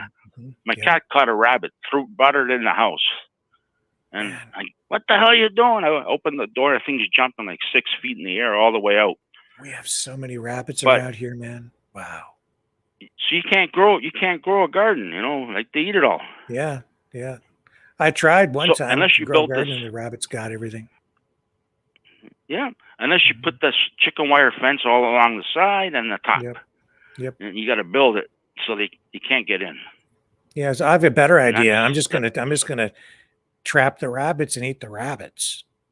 And then because what happens is they go and eat all the neighbor's garden stuff, and then I eat the rabbits. So they raise the rabbits on their gardens, and then I harvest the rabbits. How's that for a plan? I go to a grocery store and they got rabbits there in the meat display. Eh? Yeah. I haven't had rabbits since I was a kid. I don't even remember what it tastes like. My cousin's dad, he used to breed rabbits, and they used to breed like wildfire. You should see them all. And he eats a lot of rabbit, but I don't eat rabbit. I'm sorry. They look too cute for me. Do you know how much a rabbit costs to buy at the grocery store? It's like $24 a pound. I could imagine. $24 a pound. I just looked it up. No. It's right here on Google. Price per pound, $24.20. $24.20 for frozen. Depending on the size of the rabbit, it can be as low as $19.98 per pound. Huh. I'll just trap all these rabbits and go into the rabbit business, and then I can retire. Because a rabbit is worth $30 to $34 per rabbit. That's the average cost of a rabbit. Is that right? Yeah. That's expensive meat, man. Yeah. I had no idea. Oh, well. What time is it? Okay, I'll let you go. But, okay, John. How many months of the year have 28 days, Rick? 28? Is it one or two? Two. They all have. Only February's got 28 days. Yeah, one. But 1 month, they all only 20, but they all have 28 days. It's a but trick they all have question. 28 days. Thanks for I you like got telling little me. kids that. You got me. You got yeah. Hey, Oh John, well. thank you for calling tonight. Everybody missed you. So I especially missed you. I love having you on. And I got your donation too in the mail. Thank you for that. Oh, that's fine. That was fantastic. Don't worry about it. I'll try to make it a monthly thing. Oh, I'll You tell know, you, we need the help around here because we're not on a low yeah. budget. We're on a no budget. So I You appreciate got that ball of confusion behind you there. Look at it go. Yeah. The ball of The confusion. ball of confusion. I don't know. What do you What think? is the world today? I've been thinking of changing the Hey, studio hey. around here. What do you think? Is the background okay, or do we need to make some changes? Put a map of Russia back there. Oh yeah, the No, no. CIA and CSIS will love that. No, but that song, Ball of Confusion, that's what the world is today. Hey, hey. It's a good one. Yeah. Anyhow, but no, I like it. I like it, but I like the blue. I like blue. My favorite color is orange, but you don't want orange behind you. No, It's not orange. No, my favorite color is orange, but the blue's good. I like the blue. Yeah. The black with the blue. Do you Nothing think wrong we with need that. to have like a desk that is here that I would sit behind and have like the desk and that whole sort of studio look? No. Or are you No. happy with like just None unless you're gonna have people there, you know? Yeah. No. You don't want that. Okay. Well, this setup has been but, working okay, and I keep trying to make it a I little bit like it. better. So No, it's good. It's good. Like if you had, maybe sometimes there's that one guy. He's always throwing shit around. He's got a desk like you, but he's always throwing shit around all over the place. You know. who are you talking about? It's always throwing I don't stuff know his around. name. I'm not good with names, but I'm good with faces. Faces, I'm good. I don't I know. wonder if I won that last. Well, I'll have to see if I can figure that out so we can discuss it the next time you call. I don't know who you're talking about. Yeah, no. I'll send you a link if I can find it again. I don't know. He's I think he's one. Anyways, yeah, he's always throwing shit around, but it's Okay, I'll just Google the guy who throws shit around and see what I come up with. I don't know, yeah. but anyway, I we put should. 100 on the. I put 100 on the Jays. I like playing the pro line. You can bet one team. So I put 100 on the Jays Friday. They won. Saturday, I put 100 on the Jays again. They won. And I said, they're going to win all three. So yesterday, I put 100 on the Jays. I got triple bang there. Wow. The guy on TV pulled out the broom. Under his desk, he pulled out the broom, and he's sweeping the desk. Okay? And now tomorrow they start. I'm not betting the Jays tomorrow, but I'm going to wait. But I've been getting really lucky on this pro line. Good for you. Good. I take some friends out for lunch, and I go to the same lady. Every time she sees me at the booth, she goes, no, I'm not cashing your tickets today. They're like $1,000, 500. She goes, no. I said, I'm tipping you, man. You get give me a $10 tip. Come on. No. I don't have the money. Every time I go there, I go with a stack of. I got like 6 tickets here. I got to cash in. I can't wait till football. Easy money, Rick. Yeah, I don't follow football. Life's a gamble, Rick. That is true. Life is a gamble. That's true every day. I like playing sports that I don't get hurt in, like poker. There's always a fight. You know what I mean? I used to play a lot of poker. I know Mouth used to play poker. All I can tell you, Mouth, is if you're having bad luck, get up and change your seat, and you'll have good luck. That's all. That's what I do. You change your seat, but I don't play poker anymore because there's always cheating going on and marked decks and 2 people ganging up on you, 3 people ganging up on you. They're all giving the signs. I got 2 aces here. You're gonna take his money. But then again, you gamble at the horses. They cheat there too. Yeah. I had 3 horses that broke the other night. They were gonna win, and they broke. They just didn't want me to win. Yeah. Everything's rigged in this world, Rick. That's what Donald Trump says. Must be true. It's rigged. Trump. Yeah. I don't know about that guy. Yeah. But well, I don't know either. We'll see what happens.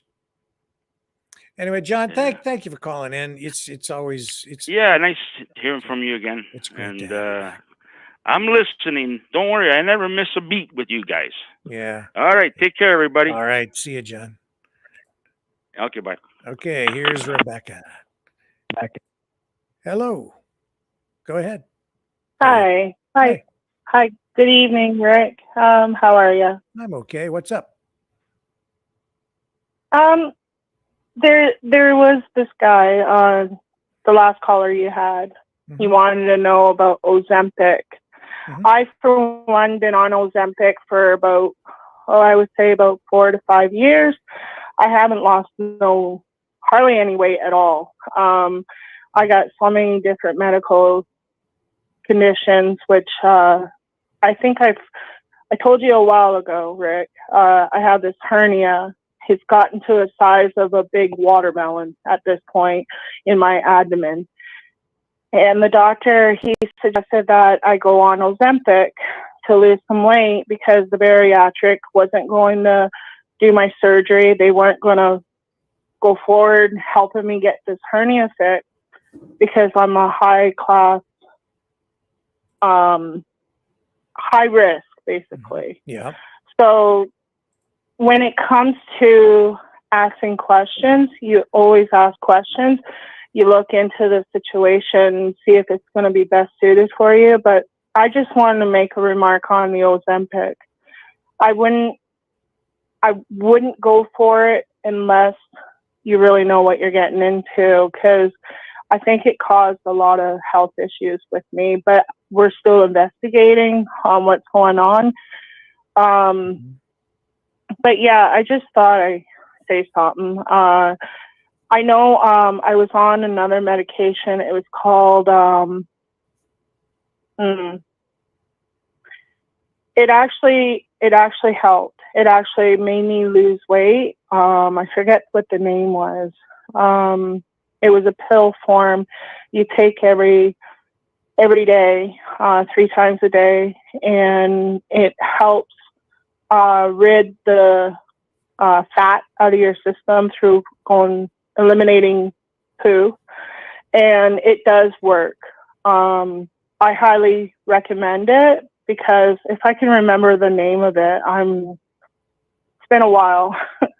But yeah, I can't take it right now because I'm on so many different medications, and I feel that it's just one way of doctors taking your money. They're making money off of these products, and I witnessed it.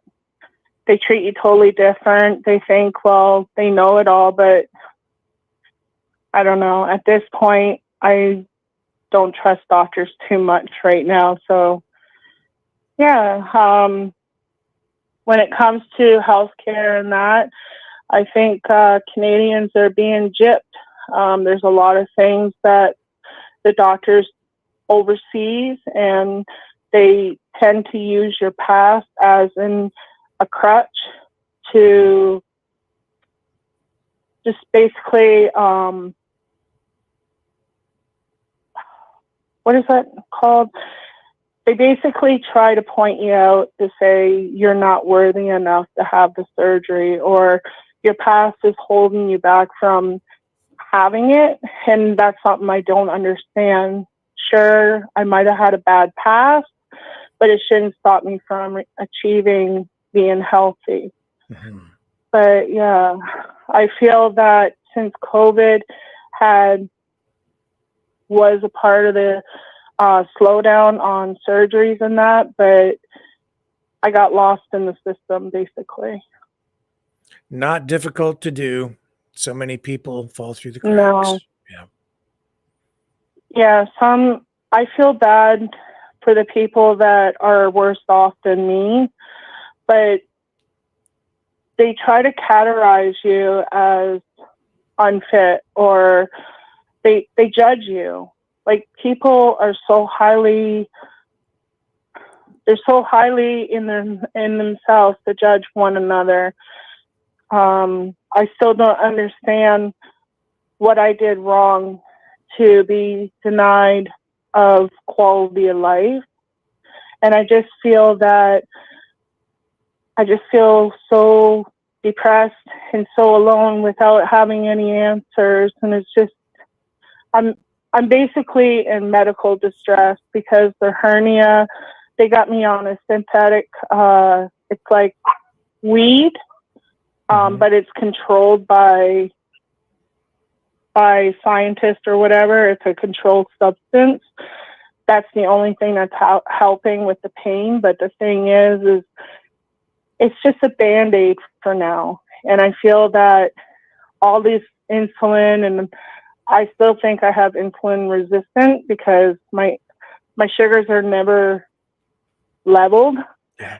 They're always up and down. I mean, I've had the lows where I felt like crap and I thought I was going to go unconscious because I couldn't get my sugars up high enough. And if you take too much insulin, it makes it a lot harder. And if you don't eat right, like I can admit, I sometimes grab maybe a few chips or chocolate or whatever. I'm guilty for that, yes. But the thing is there's just no control.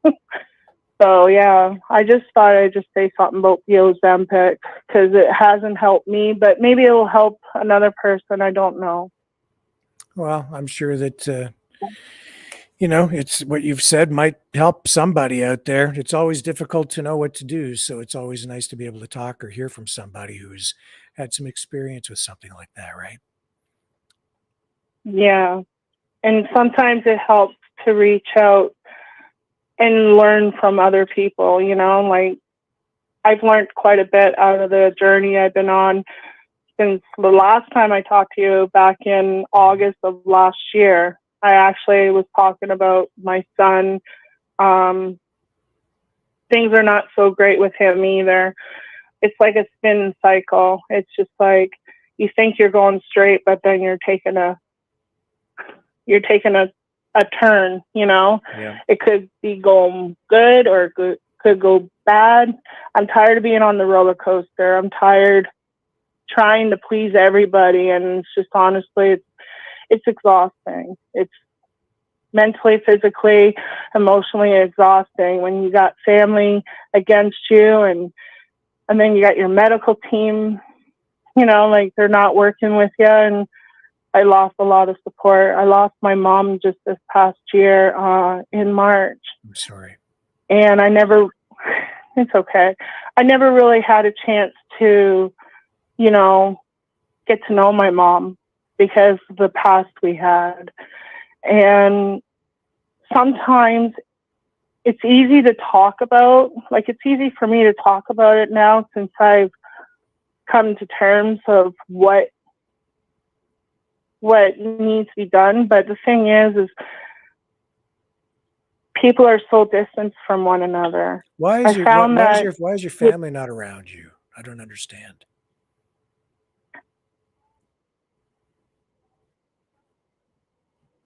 I was RAPE when I was 8, and then I was sexually abused when I was 10 and a half until I was 16. I held a lot of grudges against my mom. And because she didn't protect me, she didn't help me through the whole ordeal of what I was going through. She didn't believe me. She thought her men I was after her men and it wasn't true, you know, and I feel really bad because if I wasn't the one to speak up as a kid, like I've told many people what happened in my life and that, and a lot of them didn't know, but then a lot of them knew, like teachers and that knew that something wasn't right. So it's the choices that people make in life that makes it hard to understand. And with my mom, she never told me my real dad. I don't know my other side of the family. I'm completely lost. I don't have no one to turn to now. So if I go to a doctor right now and if they ask me, Rebecca, do you have support? The only support I really have is my daughter and my husband, and that's it. We lost everybody because of the distancing of COVID, and I know we don't like talking about it, but a lot of it has to do with that, but also a lot of it is stubbornness. We just couldn't see eye to eye. On politics, political things, you mean? Yeah. Yeah. We just couldn't see eye to eye. My family, like, we were good at one point, but then when things came sour, that's when everybody went their own way. And then my husband, he lost his dad 2 years ago, actually, in November. And it just seems like it's a rolling cycle. It's just like we're on a roller coaster, and I'm ready to get off of it now. So tiring. But I just care for other people, and if I can help one person, I feel like I made a good thing happen, you know. But some people are blindsided. They don't know exactly what the truth is, and sometimes it's hard to understand, but I don't know. Well, we have to wrap up, but you know, you're part of the you're part of the Maverick family. Welcome to the island of misfit toys.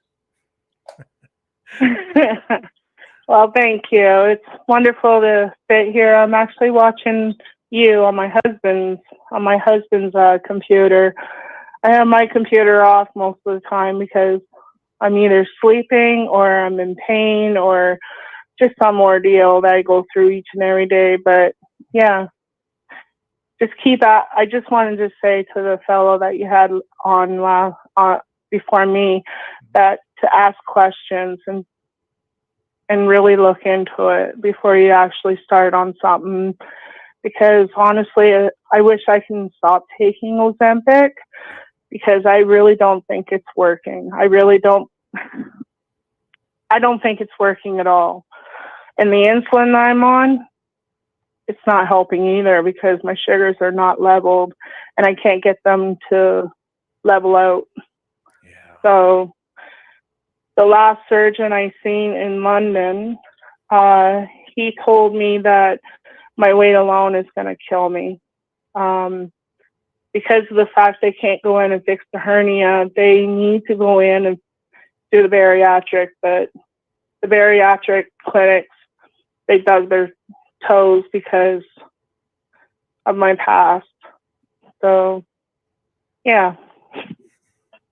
Using my mental state as a reason for something not to happen. Well, hang in there. I wish I could offer more than that right now, but I guess you just have to try and keep it positive. I wish I can. Dude, I don't know. Yeah. Well, that's what everybody says. You guys stay positive and look forward to what's next for the future. And right now, I just can't look forward to the future because I really don't know what my future is going to be. I'm 46. I'm still young. I want to start walking. I want to start getting healthier, but the only thing that's holding me back is the hernia and the weight of it hanging on my stomach. We even tried to get a new doctor, and there's nothing around. And since we're registered on the Canadian government site, I checked out that we can't look for a new doctor until we either fire our doctor or we run risk on losing our doctor, because I need him for my medication, because if I quit it, everything's going to go downhill. Yeah. So I don't want to risk that. So I wish things were a lot easier. Well, that just should easy. show our American viewers that the Canadian healthcare system is not everything that it's cracked up to be.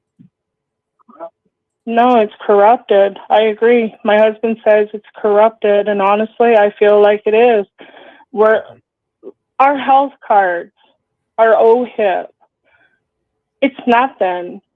You think that you're covered for a lot of things, but a lot of things they either take away or just the other, before I let you go, just the other week, I was watching TikTok, and there was someone on there that was saying that the government wants to take away herbal stuff, like stuff that people are actually taking, herbal stuff, like vitamins, that kind of thing. Yep. They're trying to take it all off the shelf. They don't want us to take it. And that is sad. If I knew that there was a choice on taking herbal or taking something that's better for you, I would take it. But since I'm on all kinds of medication, I don't want to run the risk on complicating things, if you know. Oh, yes. Yeah, I understand. I do understand. Yeah, a lot of things are happening, and it's really scary when you watch the war and you watch everything that's going on. I don't have TV, so I don't watch the news. When we watch you, that's about, we get our information from you or from other creators. But honestly, the American people need to realize that we're kind of in the same boat, and it's not funny at all. Our government is failing us, and honestly, it's sad to silence the Canadians. Sad all around. Yeah. But anyways, I'll let you go and Thank let you close down your show. Okay. Yeah, no problem. Yeah, Take care. we've gone long tonight. Thank you so much for the call. And just a reminder, and we could use your help. I've got to recharge that phone system.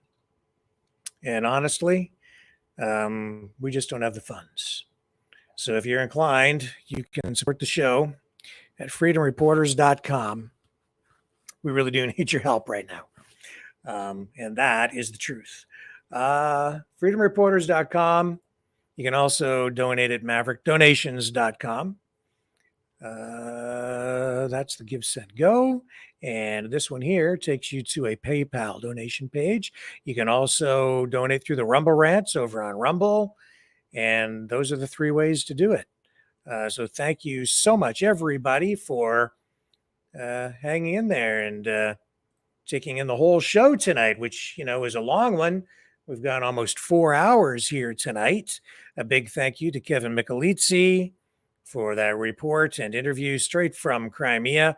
And a big thank you to Andrew from Veterans for Freedom and his information on food security and gardening and community gardening and bringing communities closer together and securing a future of freedom through food security. So thank you so much. I will be back tomorrow night, same bat time, same bat channel at 6 p.m. Eastern Standard Time. Thank you, everybody. Catch you on the flip side.